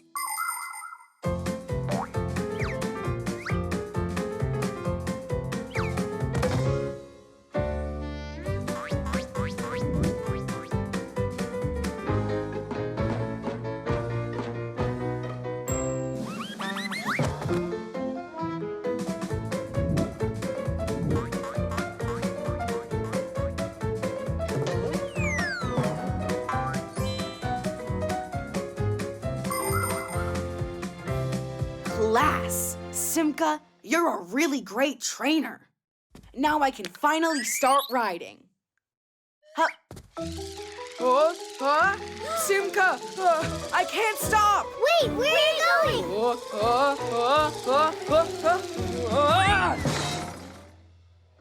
Thank goodness he was wearing his helmet. And those pads. On segways, hoverboards, and electric scooters, it's easy to pick up speed and fly like the wind. That's why when you ride any of these vehicles, please do it with care. Always wear protective pads and a helmet. While you're riding, it's important to pay attention to what's in front of you and to your sides. Someone could suddenly appear from around the corner. If you get to a road that you need to cross, you have to get off of your vehicle and walk it. Remember, you're not the only one out there, and you have to share the road with others. Everyone should feel safe. Pedestrians walk along their paths. You ride to their side, and cars are driving on the roads. It's really nice when everybody respects each other. Ouch, that hurts. Tom Thomas, are you all right? Didn't we agree we'd go outside after the rain's over? What? Couldn't wait to give it a ride? I hear ya. I want to give it a little ride, too. Now just sit back and watch your dad show you how it's done. Yep. As the saying goes, like father, like son. Snow.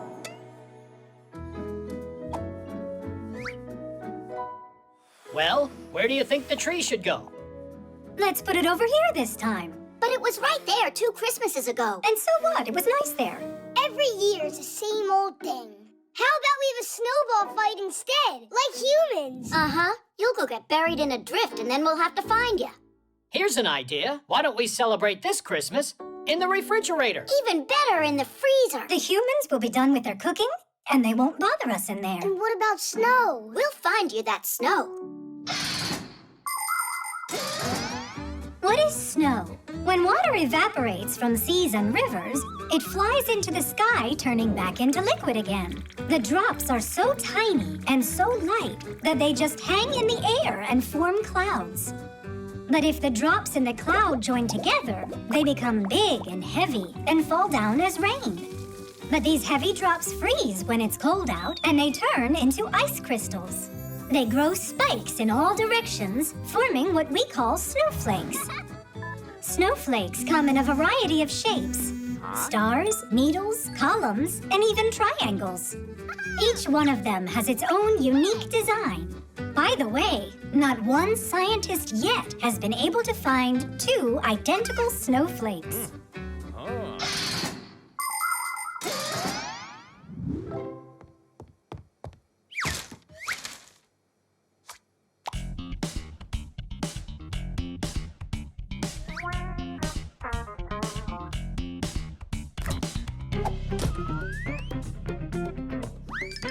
Refrigerators are the best if you love chilly air. You love chilly air. You love chilly air. Penguins go there for a rest. So do polar bears. So do polar bears. So do polar bears. Summertime or wintertime, there is always frost. And inside you just might find dear old Santa Claus. It's chilly. Cleaning this freezer yesterday was a great idea. Yeah. No, I don't like it. It's just way too cold in here. Ha! We Fixies are frost hardy. Uh-huh. Nolik's turning blue already. Look. That's my natural color. Stop arguing. We're moving to the refrigerator. It's warmer there. The fridge is great for cardinals and for chickadees. And for chickadees. And for chickadees. Winter birds will come to feed any day they please. Any day they please. Any day they please. Summertime or wintertime, there is always frost. And inside you just might find dear old Santa Claus. Well, where should I put it? How about right there? There's no snow in here. It's more important that nobody sees us.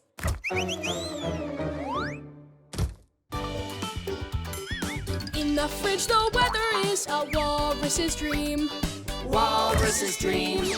Walrus's dream. They love jumping in the water and the sour cream. And the sour cream. And the sour cream. Summertime or wintertime, there is always frost. And inside you just might find dear old Santa Claus. If they put in one more pot of food, then there won't be any room left for us at all in here. Or snowball fight either. There's no snow in here anyhow. This was a bad idea. Let's just go home. The television will be cozier. Marcia, let's go back to the freezer. It'll be fun for the kids. There won't be any snow in there, but we'll be able to find some frost. And to keep ourselves from getting cold, we can dance in a circle. You convinced me. Quickly, Christmas will be here soon. Everybody needs a fridge. It has ice and snow. It has ice and snow. It has ice and snow. Only we could use a smidge more room for the food to go. Room for the food to go.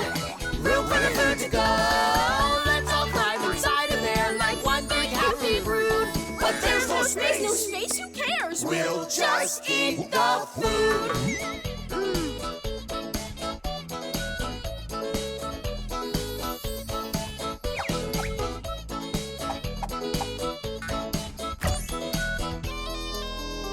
Why did I open the freezer? The food's already out. Oh, those humans. The quadcopter. Katya, would you like to go with me? No. Suppose that you wanted... Nah. Just say what you want to say. Katya, let's go to the movies. That's easy for you to say. This is about asking her to go to the movies, not a walk. Ah. Well, in that case, just send a text to her. Or better, write a letter and send it. By the time it gets to her, the movie will be over already. And what if we send it by quadcopter? Class! And I can send back Katya's marker, too. Now launching our postal quadcopter. Let me help. Nolik! Steer the other joystick.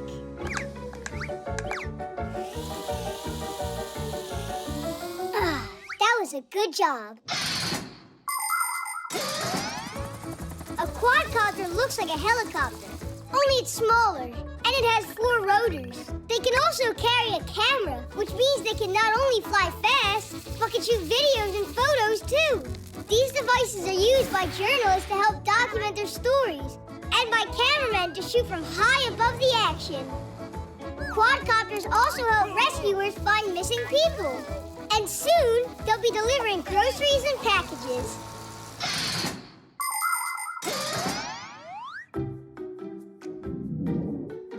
She's taping a note on it. Let's fly it back here. Thank you for the marker?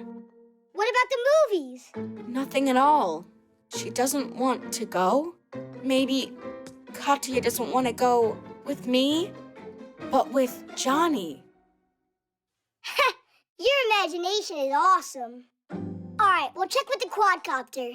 But that's spying and that's not good. Only that Johnny. Someone's not answering her call. I'm sure it's Johnny. He never hears his phone when it rings. Now she's writing him a note? So that's how it goes. Katya, now I know everything. Enjoy the movies with Johnny. But the friendship between you and I will always be strong? Is now over. And that is that. What? When ancient people needed to send a message, they would make signals with loud drums or with smoke from fires. The signals were then sent repeatedly in a long chain, moving from one settlement to the next. Later, people started using messengers and carrier pigeons to deliver the news. It was not until the 16th century that a real postal service appeared in Europe. A postman would travel in a carriage, only there was so far that he could go. With time, ships and trains started carrying letters. But today, most everything is sent through the internet. 1 second and the message is already in an electronic mailbox or on social media. Paper letters are becoming rarer and rarer. But you gotta admit, to get a real letter feels great.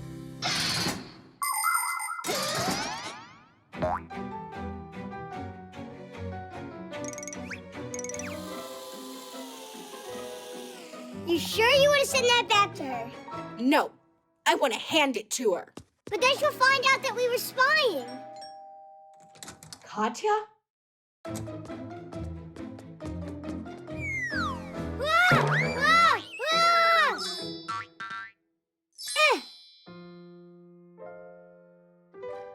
Tom Thomas, how come you wouldn't answer your phone? You were calling Johnny. You didn't call me. And why would you think that?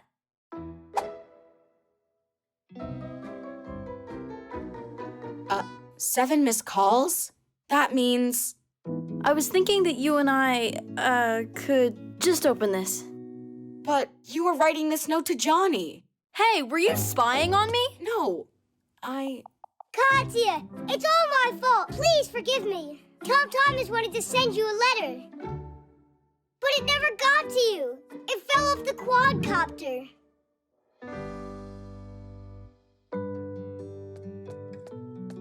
Come on, read already. Tom Thomas, let's go to the movies. Promise you won't spy on me ever again. You picked the movie out. Dinesh! The trampoline.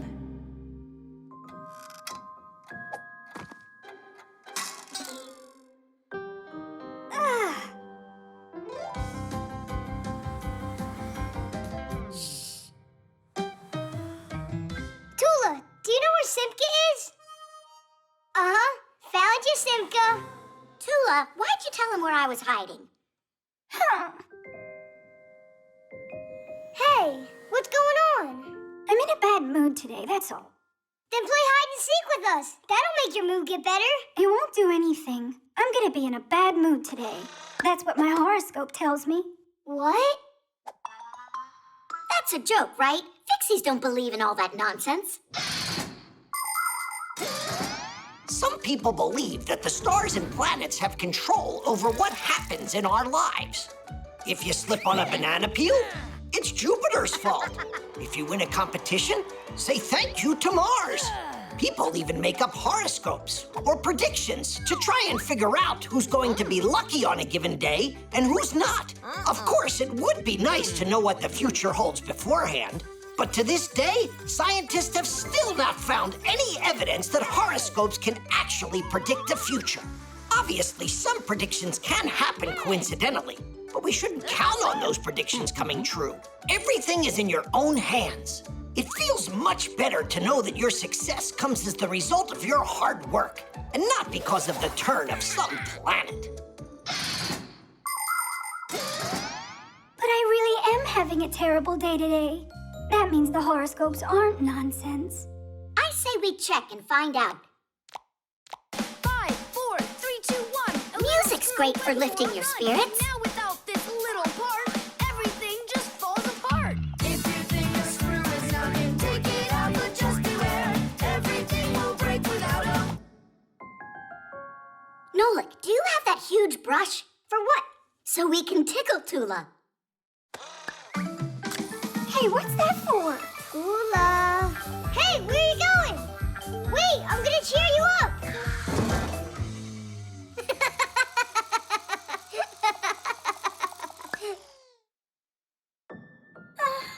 How about we make her a fun house?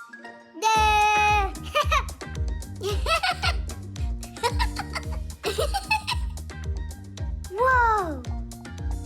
Oh, this really isn't funny at all? Oh, here's something we gotta try with Tula. Research by scientists has proven that your mood can improve by jumping on a trampoline. It's not too hard to build a trampoline. Springs are attached to a metal frame on one side and a durable fabric on the other. Some trampolines are like big balloons that are inflated with an air pump, and they can look like a ship or a castle or even a mountain. It's fun to jump high on a trampoline, but safety rules always come first. Otherwise, you can easily fall or strain a muscle. It's better just to jump for fun and let the acrobats perform their complicated trampoline feats. We don't have a trampoline, do we?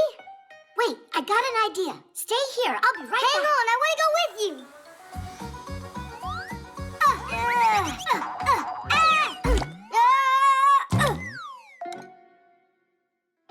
It might work.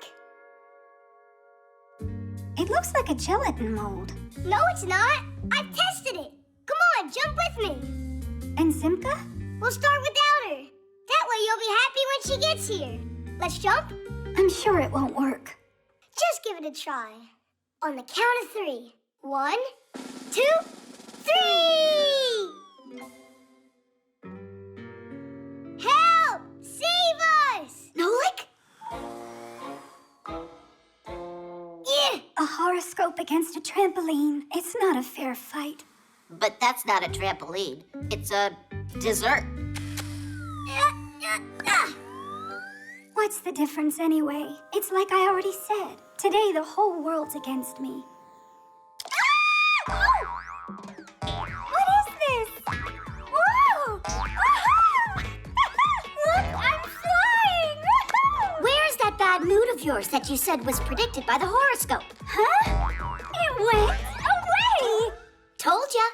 And just so you know, Digit's the one who built you this trampoline so you'd feel better. Digit, you're splendid. Actually, today's horoscope also predicted that it's gonna be... Tula, you can't help yourself, can you?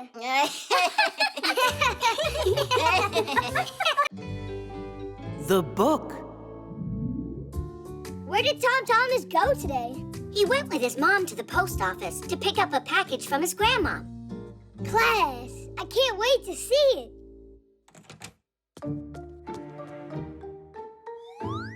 Well, what did your grandmom send you?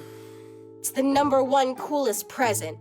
Did you really get a pack-a-mat? What? I'm allowed to dream, right? I wish it was a pack-a-mat. It's a book. Oh, wow! That's Treasure Island. What's the difference? I think books are as boring as it gets. I agree. Guys, come on! Inside of this book are really cool adventures. What are you talking about? Inside that book are letters.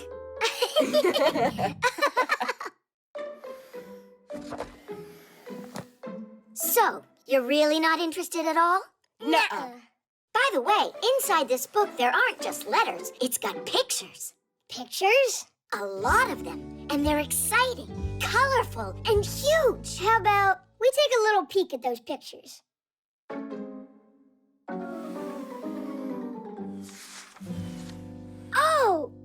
pirates! Uh-huh, a gang of them. Simka, help me out! Whoa! Check out that skull! What's going on here? Well, if we want to find out, we'll have to read it. Will you read it to us? All right.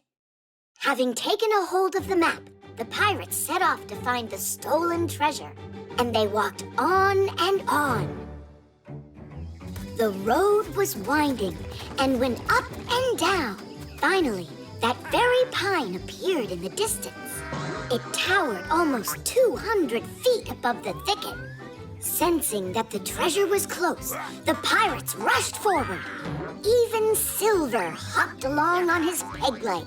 After a moment, everyone was standing at a huge pit. It was dug a long time ago. Its edges were already crumbling and grass was growing at its bottom. There were old boards from boxes lying around, but there was no chest filled with untold riches.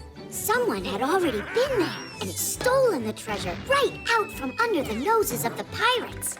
700,000 pounds had disappeared.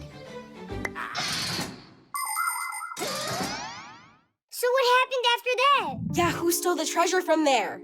Read it. Read it? But reading's boring, you said. Huh. Then don't read. I don't care. Me neither.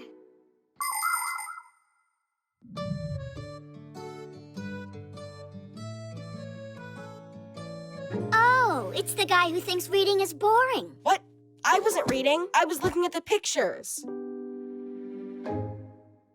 I can't believe you! You're reading it without me? Grab it! Chusaka, this is not yours. Give me back my book. Pull it harder, harder! Yes! Oh, this is bad. That book was his grandma's present. We'll fix it.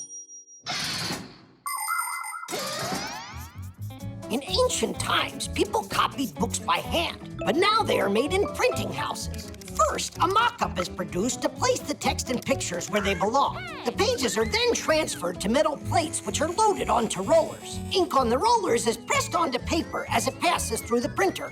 The pages are then trimmed to size and stacked into reams. Next, the pages are put into order, stitched together into the inner book, and finally glued to the cover. Good. Now, carefully. Great job. So now can you read the book to me? I think it's someone's time to go to bed right now. Just a little more, okay? So, it's not boring then? It's not. Tom Thomas, were you reading? Mom, Treasure Island is really great. You were right. It's the #1 coolest present. I am so glad you like it. But why don't you continue reading tomorrow? Now it's time for bed. All right. You've managed to wear it out already. Well, me and Chusaka, we were fighting over the book. I think she also wanted to read it.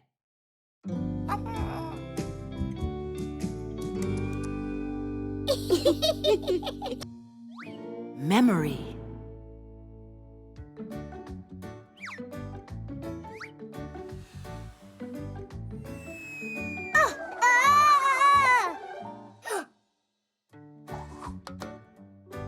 Tom Thomas. Ow! Watch what you're doing. Ow! What, your room wasn't messy enough? Nah, Mom said whichever stuff I don't need I should throw out, but I don't know which stuff is the stuff I don't need. Can I help you? All right. Well, this goes there. And this goes there too. Hey, that's a wheel from the first toy car I ever had. It's a really good memory. Well, there's no way you need this pen cap. I do need it. It's from Katya's old pen. So you're gonna keep it? Uh-huh. And this broken flashlight? Even we couldn't fix it. All right, all right. And this cube. Remember how you glued it together? Your memory's amazing. You're like a computer. Memory is what helps humans not to forget anything. Memory is like a huge library where everything that people do or learn is stored. And this collection grows every single day. Computers, tablets, and phones have memory too. Only theirs is limited and can get filled up at the very worst time. But you can add memory if you have to by adding a memory card, using an external drive, or putting files on the cloud through the internet. Cool, we did it. The memories are stored away. One last thing. Done. Hey! Papas and I almost got thrown out because of that feather. That's why I did it. It belongs in a trash can. But this is a memory too. No! Whoa! But you filled up the whole box. Nolik, it's not your box. I get to choose what goes in it. What's that? Huh? Let go! Or you're not my friend anymore. Tom Thomas, great job. Just look how much trash you found. No, Mom. That's all the stuff I want to save. And this? Are you sure? Should we make your room into a storage locker? We can move your bed out there. What do you want to do that for? It's because there won't be any room left in here pretty soon. Why don't you pick out what's really valuable to you? All right. There you go. Now that's a lot better. It's the most valuable thing. For real. Your choice. Nolik, Mom's gone now. Nolik, where did you go?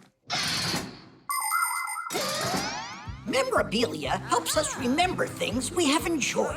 They could be photos, drawings, figurines, magnets, just about anything. But when you have too many of them piling up and they're not organized at all, those pleasant memories can quickly disappear. If you want to organize your pictures, you can scan them and store them inside your computer. You can nicely arrange your figurines on a shelf and keep them dusted. And while you're getting organized, if you find something you don't need, you don't have to just throw it out. Try to figure out if there's some new way that you could use it. For instance, a cracked kettle could become a lovely flower pot. And don't forget, before you buy something new, really think about it. Maybe you already have it at home. Nolik! Are you mad at me? Nolik! Mom, stop!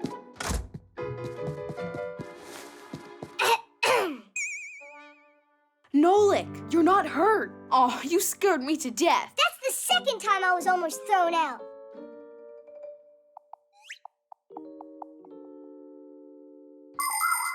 Come on, stop sulking. I said I was sorry, didn't I?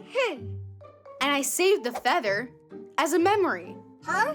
So we won't fight anymore. Maybe we should throw that feather out. It's only caused suffering for both me and you. But what about the memory? That kind of thing you don't forget. Anyhow, I took something else from the trash can for the memory. A wrapper? Uh-huh. You remember when you ate a ton of candy and then your tooth had to get pulled? When was that? Your memory looks like it ran out of memory. The safety harness. Hey, Nolik, I say we go scare Elisa. What do you think? Yeah, I'm in. All right, let's go. Hey, Nolik, where you going? What about the rock climbing? We changed our plans for you. Getting some lessons was your idea. You're right. Fire, I'm sorry. I wish we could play our trick, but they invited me. I invited you too, didn't I? But you did it later. You want to join us? No thanks. Fire, are you upset with me? Just go already. They're tired of waiting around. Why did Nolik do that? Just trade me in for the new kids. Just you wait, Nolik. You'll be crying your heart out to be with me. There we go.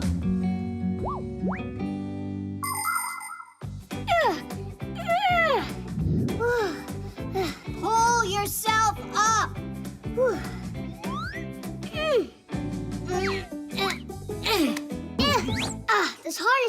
standing in my way.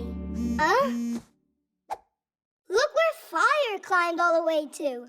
And without any of these ropes.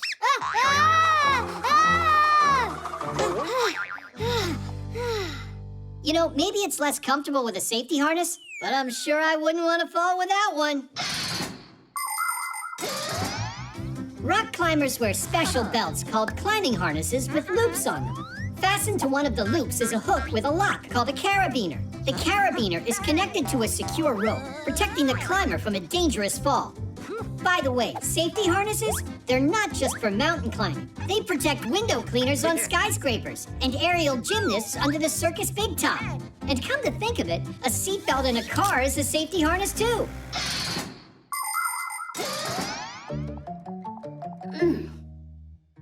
Really? No reaction? And wait till you see these, Nolik.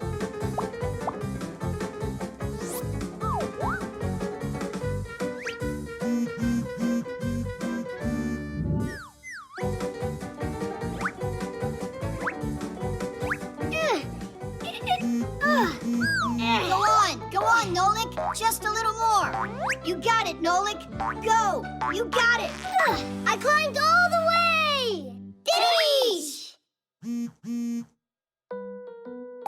Check this out. While we climbed up one mountain, Fire climbed up 10 of them. Together with my true friend, Digit? Then what am I? Wait, give me that. I could be wrong, but I think there's some cutting and pasting here. You see? That Digit's from another picture. Look, there you can see some of the laboratory. It looks like your best friend wasn't doing any climbing today. Only, I don't get why he did that. Yo, Nolik, you gotta be bored over there. How can your rock climbers even compare to me? Uh-huh. Well, no one can compare with your lying. My what? Those mountains of yours are not real. What makes you say that?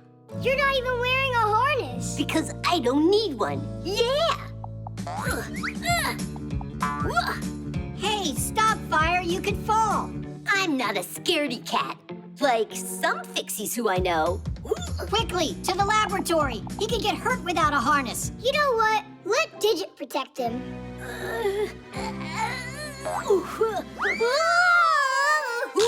Help! Huh? Fire! Hang in there! We're coming to save you! Before trying to become a real mountain climber, beginners should start by getting some training at a rock climbing wall with an instructor. While the wall is not a real mountain, it's still important to follow the rules. The best kind of clothes for wall climbing are gym clothes. For your footwear, it's best to wear athletic shoes that have a non-slip sole on them. You must never start climbing until after the instructor checks that you're wearing your safety harness correctly and that it's fastened securely. While you wait for your turn, move away from the wall so another rock climber can't land on your head. And no selfies up there. While you don't need to be afraid of falling if you have your harness on, it's still a lot more interesting to make it all the way to the top.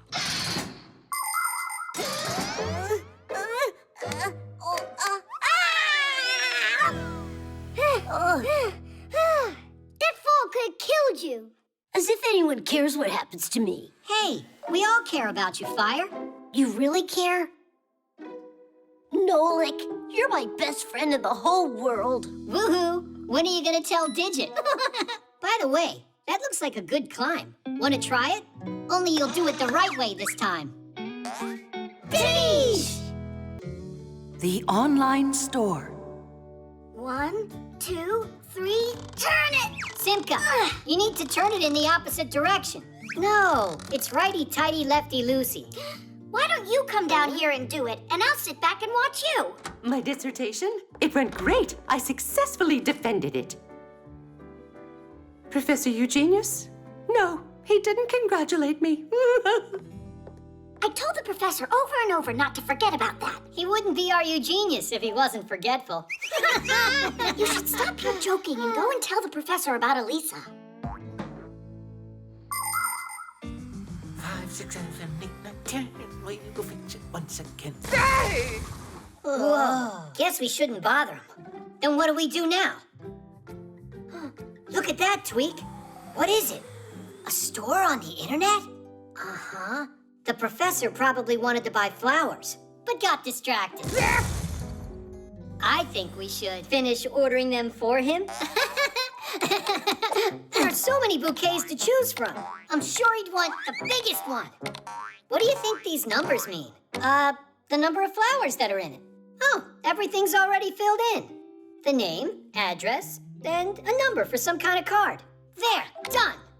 Tadeish! They'll get here in an hour. If there's something you want to buy, you don't have to go out to a store anymore to get it. Clothing, fresh food, electronics, supplies for your pet, or a toy you might like. You can order almost anything you want from an online store without leaving home. It's simple. You pick out what you want, put it in a shopping cart, and pay for it. But kids should only shop online with the help of an adult. Before you know it, your order will be delivered straight to your house. Just as long as you gave them the right address, that is. Ah, what a lovely smell. Oh, there's a note in here. To Professor Eugenius, thanks a lot. I was certain they were from me. Hey, you got it all wrong. They're from him. They're for you. We can fix this, no problem. To Elisa. Done.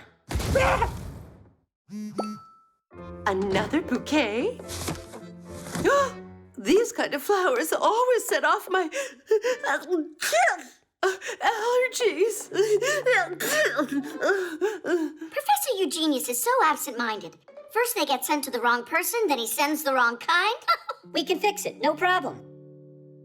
Name, address, done.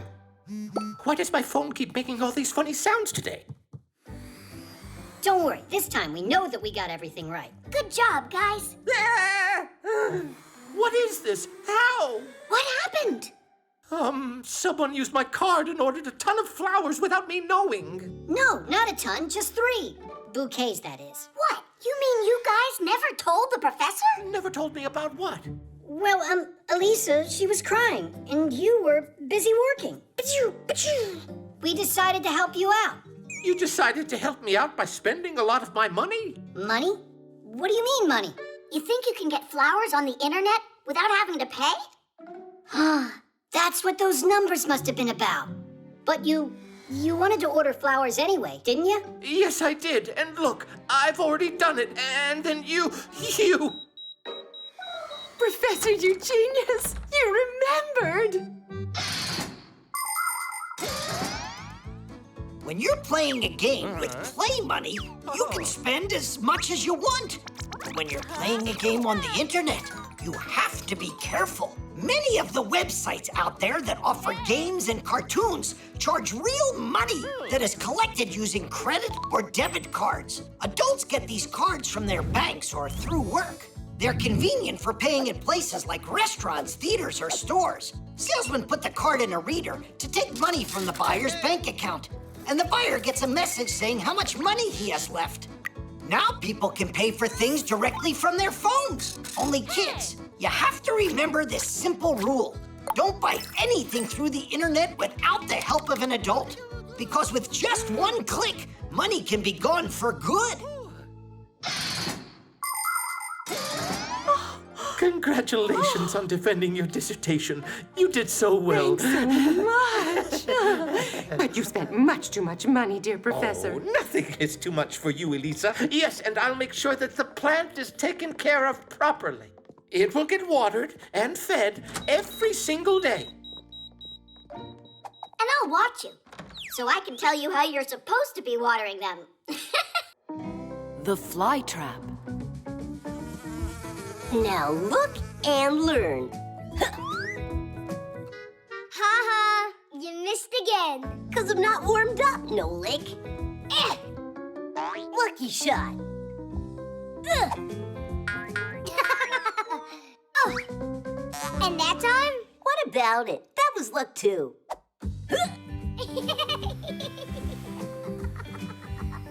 Hey, why are you mistreating that lovely plant, huh? Are you talking about that monstrosity? That's no monstrosity. It's just a beautiful Venus flytrap. Only it's not Venus's, it's Lisa's, right? How do we collect your trash now? We use our hands. Are you joking? A Venus flytrap is a predator. Not only animals can be predators, but plants can be too. For instance, a Venus flytrap eats insects and spiders. On the leaves of the flytrap are super thin hairs growing, and as soon as a fly touches them, bang, the leaves clamp shut like a trap. Thank goodness it doesn't need food like this very often. Just like other plants, it takes most of what it needs to eat from the ground. And also, the flytrap uses sunlight to make food for itself. Tula, next you're gonna tell us it's a fire-breathing dragon. Save me! Help me, please! I've been eaten by a horrible monster! Get out of there quickly! Nobody's going to eat me. Ah! Nolik! Come on, open! Nolik, push! Don't stand there, help! You're gonna hurt the poor plant doing that. Your little poor plant ate Nolik just now. Well, the flytrap must have thought he was a fly. You gotta get me out! Now there's this sticky stuff in here! Poor Nolik. Not a crowbar, stop! Maybe use a hook? Nolik, grab it!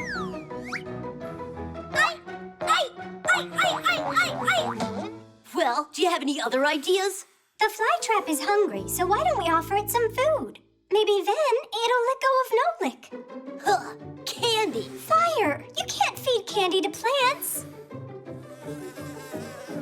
It would love to eat that fly for sure. That would be sad. I'm scared in here. Stay calm. We'll figure out how to get you out of there. By the time you figure it out, there won't be anything left of Nolik to save. Oh, you dear flytrap, be nice. How about you go and let out our Nolik? Ah! It's closing its mouth even tighter! Not for long! Fire, stop! The flytrap will die if you cut it like that. I just don't understand. Are you worried for your friend or the plant? For both of them, Fire. Will you get me out of here? Nolik, wait a second. You always gotta butt in. Know why? Because you always do such stupid things. Well, you're a nuisance. And you're just what? A dumbbell. Nolik!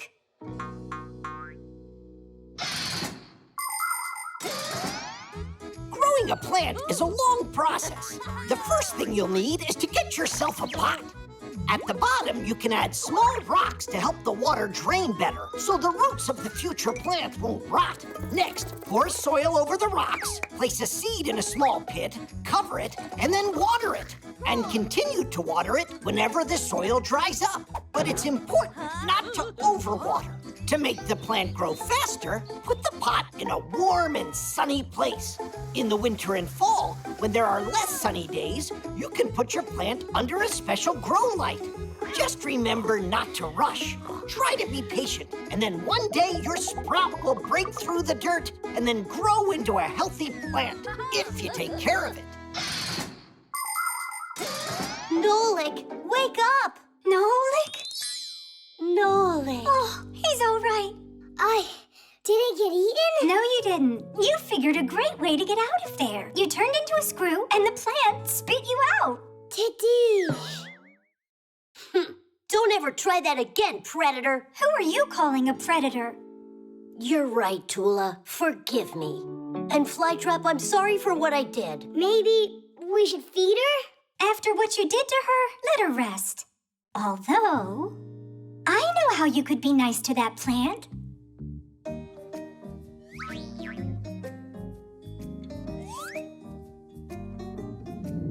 Splendid. The voice assistant.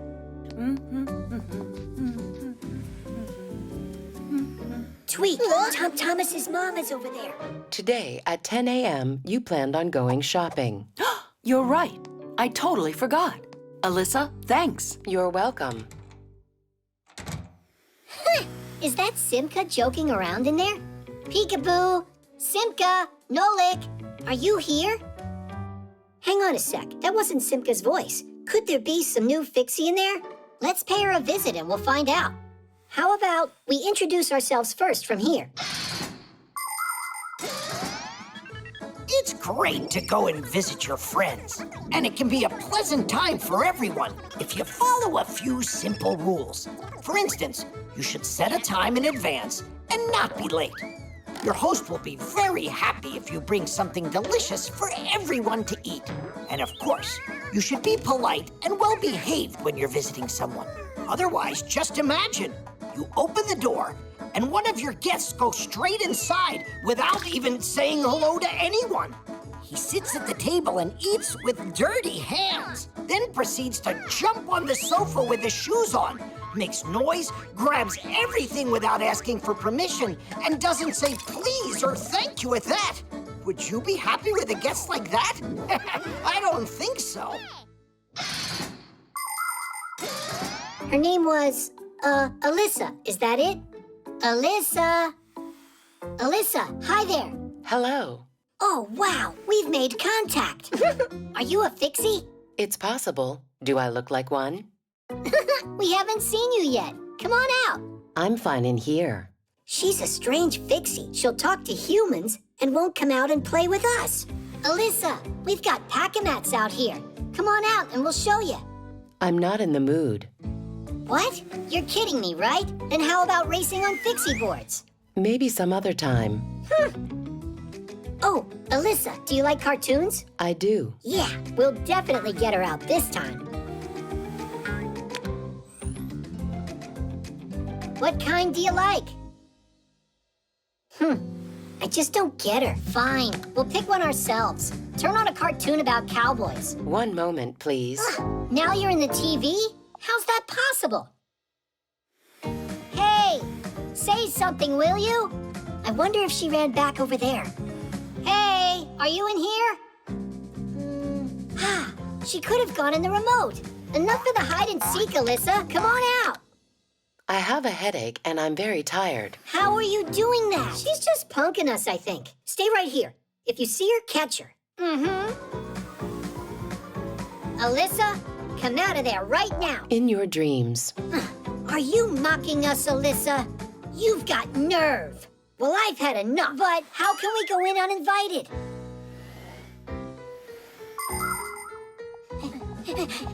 Over there.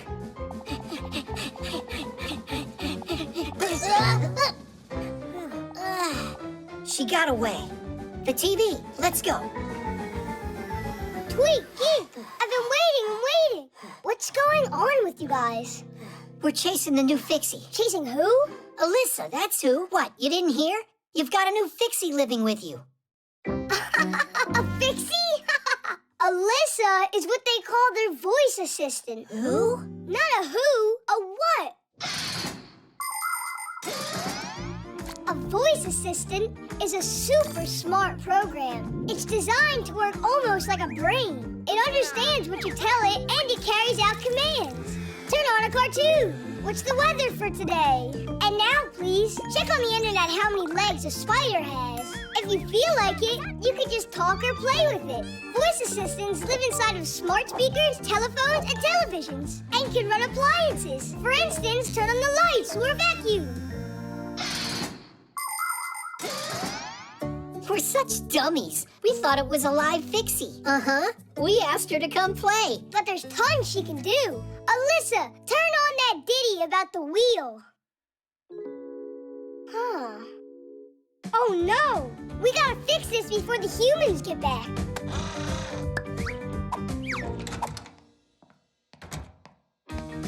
Alyssa, hi there. I need a good waffle recipe. Guys, faster! Alyssa.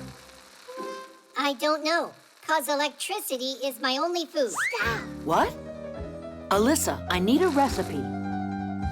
I can help you cook lots of different meals. Cool. The cheat sheet. Simka wasn't joking around.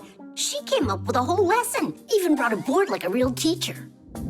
Well, of course she did. She's not the one that Grandpus is making retake the test. I marked the last test you both had. Simka, you got everything right. You've done it again. Yeah! And what about you? Nothing. Well, Fire, that nothing of yours needs to become something. I'd appreciate if you'd help Fire learn these formulas. Oh, please, not that. We'll study at my place in 1 hour. Don't be late.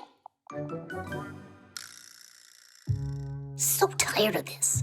Simka, you got everything right, just like always. She left me a note. How very interesting. A cheat sheet, huh? Ha ha! That explains why she always gets perfect grades. The professor should see this. Although, I might want to use it myself.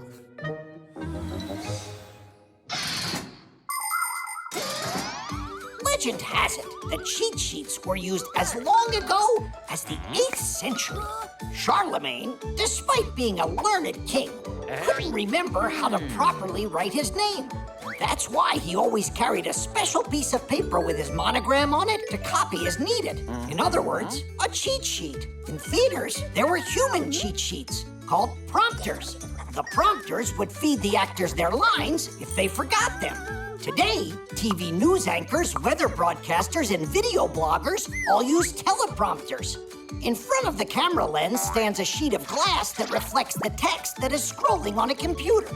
The text is not visible to the camera, so the viewers think that the speaker isn't reading, but reciting the news from memory. Professor, I'm ready to go. You already learned the whole lesson? There wasn't a lot to study there. If you say so, take a seat.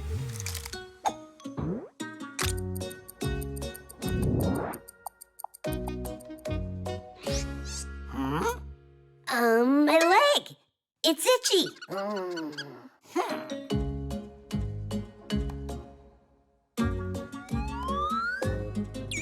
Oh, there's a pain in my back.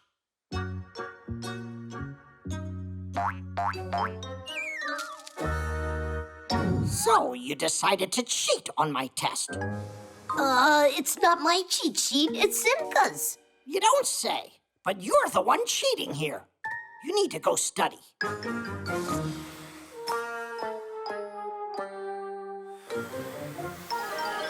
You finally made it. I was beginning to think you forgot. I found that cheat sheet you were using. Anybody can get an A if they use this.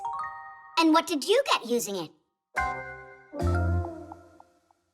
Don't be that way, Fire. These kinds of things can only help you if you write them yourself. Don't make me laugh. Write on this. There's no space on here. Just write with small letters and accurately.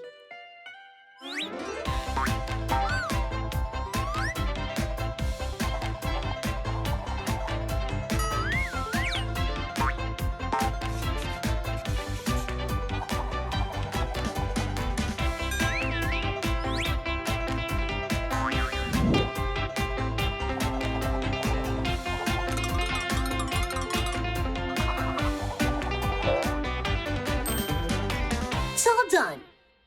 And how can I take it out so the professor doesn't notice? No idea. I've never used them to cheat at school. Come on. I wasted all this time for nothing? Not for nothing. They will help you. Just not the way that you thought. Do you think cheat sheets are only for bad students? Not at all. It's a good idea for anyone to make them. It makes it easier to remember a difficult word, formula, or a date if you write it down a few times.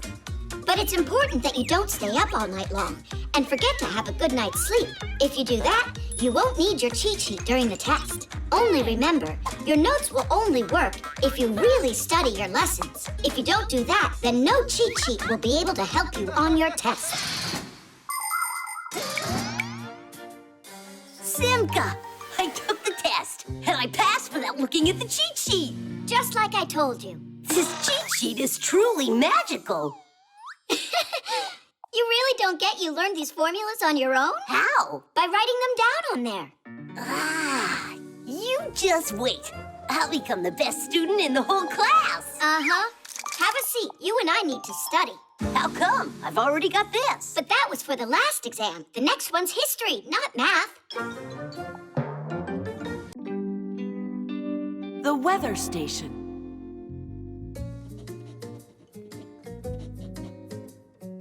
So what's the word? Did you finish your homework yet? Uh-huh. Way to go! So now you'll finish drawing us, yeah? I don't know. Katya!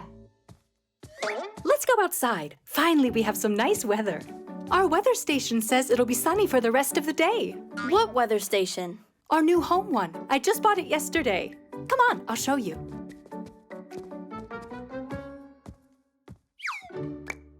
She's never got time for us. It's always school or homework, or who knows what.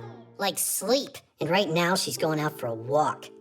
Thanks to new technology this time. You gotta admit, that device is pretty cool. A home weather station is a smart thermometer.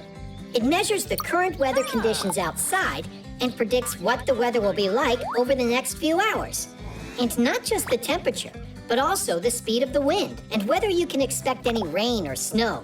In order to do this job, the station needs two parts, an outdoor sensor and an indoor base station with a screen to display the information. Many of today's weather stations can also send this information to your smartphone. Told ya, it's a great gadget. I'll shoot a review after our walk. Uh-huh. I'll go get ready.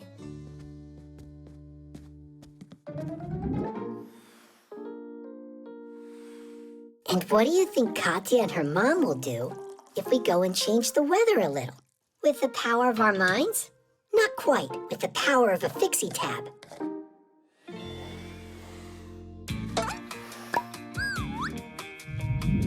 Time for a little magic.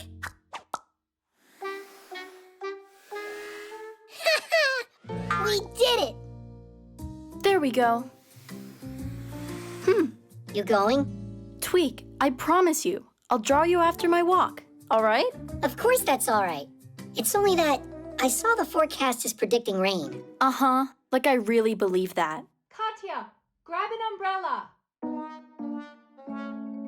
The forecast just changed, but that's not a big deal, right? Who cares? A little rain won't hurt us. That's what we've got umbrellas for. Actually, I forget where I saw it last. Will you help me find it? All right, what are you gonna say now? It's here. What? Mom, check it out. Wow, did it get colder? Let's grab our scarves. Geek, let me do it.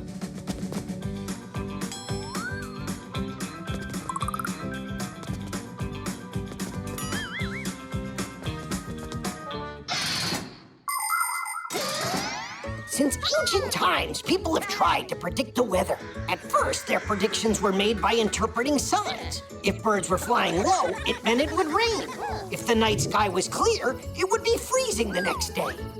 In the 17th century, when Galileo Galilei invented the thermometer, the science of meteorology was born.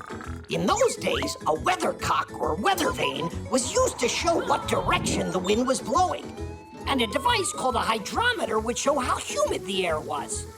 Today, all of the changes in the weather are registered by sensors. Their data is being collected every second and is processed by powerful computers. And that's not all. There are satellites orbiting the Earth that are collecting data about the weather down here from up in outer space. I'm not sure if the weather's gone crazy or if this weather station has. Should we check what it says on the internet? Good idea. Where's my phone? Hey, Fixies, what are you planning on doing next? Get out of there, or just forget about me drawing you. What else could we do to keep you at home? Stop your sulking. I can draw an extra picture of you after my walk. Yeah, Tadish. But only if you fix the weather station you broke. What do you mean? We didn't break it. So you two, peace? Peace.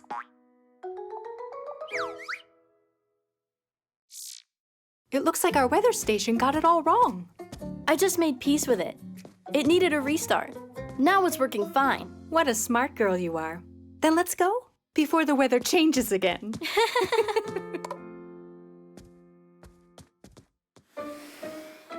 What shall we do while they're away? Go stroll together? Hey, look, Tweak. Now it's really showing rain. And they forgot to take umbrellas. That's why the forecast must have changed. If you forget your umbrella, count on getting rained on. The touch screen.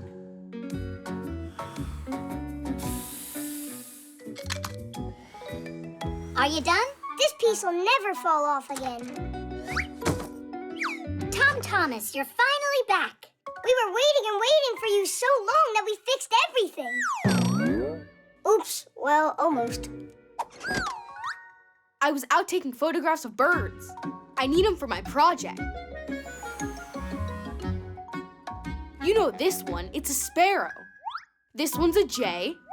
That's a chickadee. Pretty funny, right? And now my favorite. Ba-ba-ba-bam! What? Is that a bird? I was trying to get a picture of a bullfinch. Only you got some kind of ba-ba-ba-boom. It's all because of these stupid gloves. By the time I took them off, the bullfinch already flew away. And what did you take them off for? Because when I have them on, the buttons don't work. You just need to try to press harder. No, that won't help. Guys, are you telling me you don't know how the touch screens on your smartphones work? I don't know. Me neither. How can you not know that? Well, thankfully, you know someone here who knows it all. And you're that someone, right? Yep. Under the glass of a touchscreen, there's electricity flowing that can be conducted through a person's body. When someone touches a phone or a tablet with their finger, some part of the electricity flows into them. People don't feel it because the charge is very weak. But the sensors behind the screen notice this change and send a signal to the device's brain. Now it knows what needs to be done, like answer a call or write a message.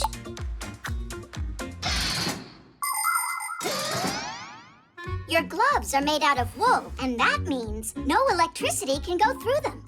But if they were made out of some material that was a conductor, for instance, oh, like this foil. Let's wrap it around his finger.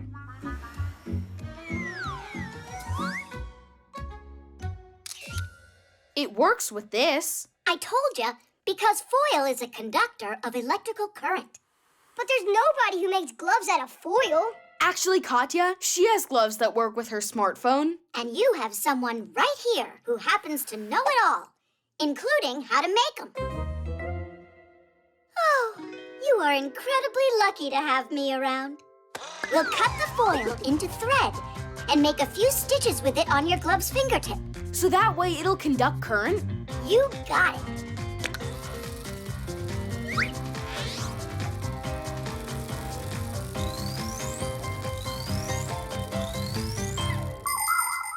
It's all done. Thanks so much. Only where will I find a bullfinch now? Wait, you can find a photo of one on the internet and say that it's your picture. Really? He could get into serious trouble for that. Everything that's on the internet was created by someone. Games are written by programmers, films are made by directors, books are written by authors, and music by composers. These people are called creators, and for their creations, they are given copyrights. That means that the creators have the right to control how their creations may be used. For instance, when a photographer shares his photos on his webpage, it's not right for someone to just download them and use them somewhere else. And to claim those creations as your own work is simply unacceptable. Before going ahead and using someone else's work, it's better to ask for permission from the creator. The author will be very grateful.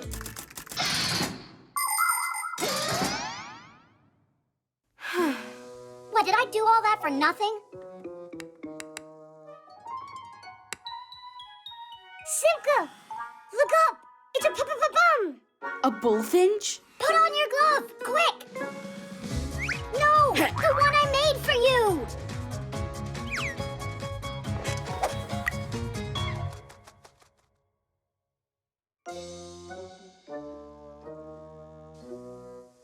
Why'd you scream for me to put a glove on anyway, when I'm inside? That was the order of the one who just happens to know everything. Oh, you're right. Actually, I'm so lucky to have her around.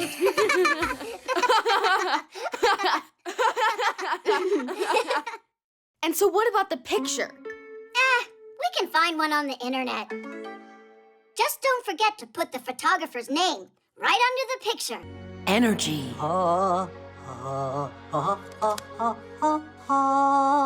Good morning. We're here for the exam, so you'll give Pack-a-mats to us. That's excellent. And who's going to take it first? But, Professor, we, Do everything together? All right, go together if you want. What is this tool here? That's a claw hammer.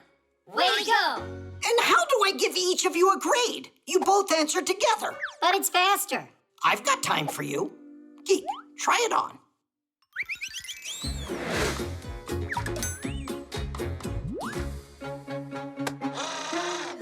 It's a screwdriver. Again? Well, maybe one pack-a-mat for the two of you is enough. You know what? Each one of you is going to get his very own exercise. I present you a model of a real power plant. It's gigantic. But it's not finished yet. Exactly. That's going to be your job. An electro power plant is a factory that produces energy. In order to keep running, they need some kind of fuel, like, for instance, gas. Burning the gas causes the turbine blades to spin, setting the generator into motion so it can produce electricity. The leftover heat doesn't go to waste. It's sent to a boiler. Inside the boiler, it's used to boil water. The steam from the boiling water powers up another turbine and generator, so even more electricity can be produced. Your job is to finish building the model. Not yet. Geek will put together the turbine and tweak the generator. Who's ever first to finish that is gonna get this pack-a-mat. That was a rhyme. Are you ready?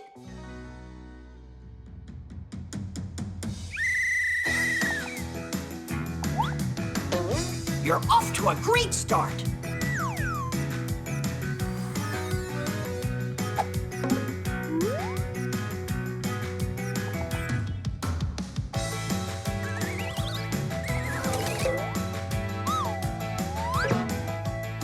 Now you need to add the fasteners. A critical moment.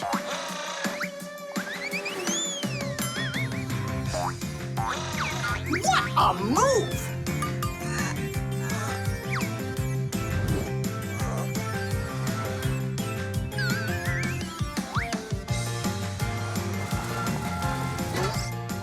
What an intense game! I mean, exam.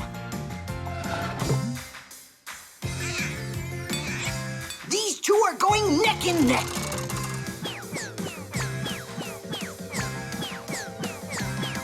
And the winner of this race? I don't know. The parts for a power plant are made at special factories. You could fill several tall apartment buildings with all of the people who work making the parts for one of these giants. And all of these workers are real professionals. How could they not be? After all, the mechanisms they put together are very complicated. Take, for instance, a turbine. It's built in the shape of an enormous cylinder with propellers around it. And next to the turbine is the generator. Its parts are assembled like a giant nesting doll, one inside another. Together, this powerful team produces electricity. They're just like people are Fixies. When every one of us focuses on a common cause and we work together, the results can be simply fantastic. Well, yeah, it's a tie, right? Then we'll have to have a tiebreaker. Whoever presses this button first and gets the power plant going will be declared the winner. Go for it. So, which one of the two is faster, smarter, and stronger? Press it, Geek. You deserve it. Nuh-uh, you. Press it. Go ahead. No, you go ahead. No, you. Quit stalling. You're the one that's stalling. Press it. Just press it both at once.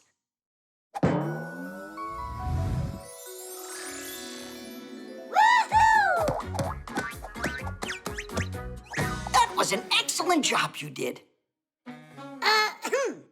Oh, right. The prize for the contest. Unfortunately, I've only got one pack-a-mat for the two of you. It's all right. We're always together anyway. We'll figure out some way to share it.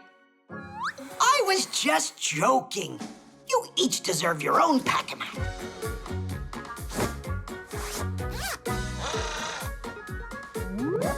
Titties! Plaster. Here you are. Decided to skip school again, I see. Oh, Simka, Nolik, have you seen this thing?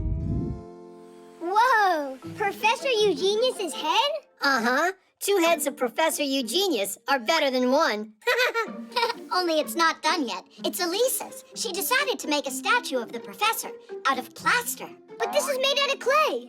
Yes, Nolik, it's clay. But this is the model. It was used to make this mold for the plaster to get poured inside.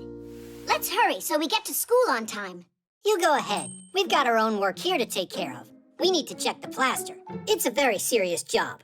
I think you're serious cutters.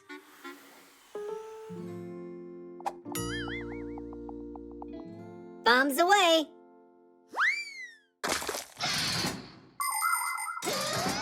Plaster is made out of gypsum, a mineral mined in the mountains. It's turned into powder at factories. If you mix this powder with water, you'll get a dough-like mass called plaster. You can sculpt anything you want out of it. For instance, a statue or a column. The most important thing is to finish shaping the object before it hardens. Once it's hard, plaster is quite strong, although not as strong as stone, so it's better not to drop things made out of plaster.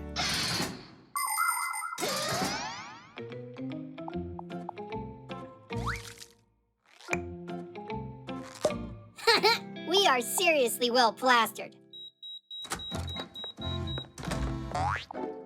This is so exciting. Stop. I'll immortalize Professor Eugenius for generations to come. Oh, what cute little figurines. They must have come together with the plaster.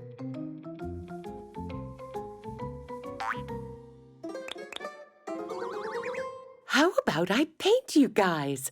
I've got nail polish around here somewhere. What a bad mess. Let's run. High-quality plaster. Strong stuff. How about we turn into gears? We can't do it when the plaster's hard. Here you are. They're terribly unsteady. All right, should we go with stripes or polka dots?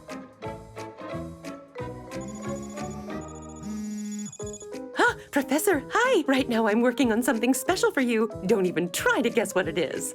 What? Did you say in your office? Understood. Uh-huh. You'd better think, or we'll be living forever as statues with polka dots. We should run off the edge. Are you nuts? You're gonna hurt yourself. But this way the plaster will break. I got it.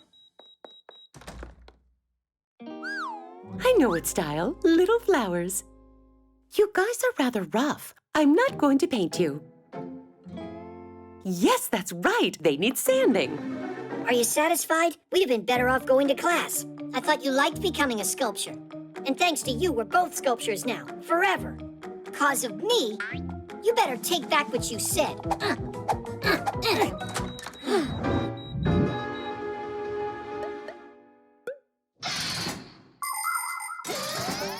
Sculptures aren't the only things that can be made with plaster. Plaster's a good building material, too. With its help, it's possible to put up a new wall to divide a big room into 2 smaller ones. And that's not all. Plaster's often used in medicine for lots of different things. Dentists make molds and casts out of it to create braces or dentures that make teeth straight and beautiful.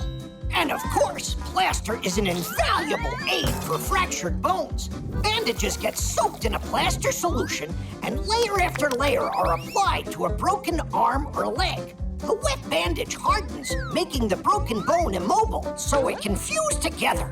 And if you want, you can draw something funny on a cast to cheer up your friend.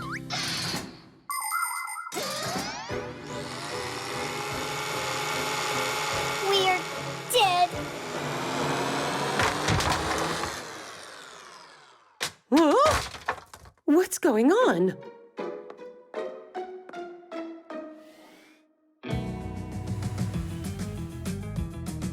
Simka, Nolik, over here.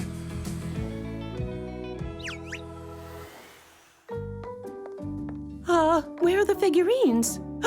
Professor Eugenius is coming soon. I need to finish everything. I'll find the figurines later on. They couldn't have run away. Goes without saying.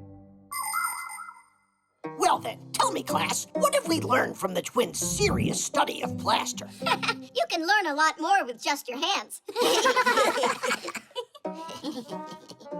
Is that so? You think sitting in class is boring? All right, try standing and see if that's better.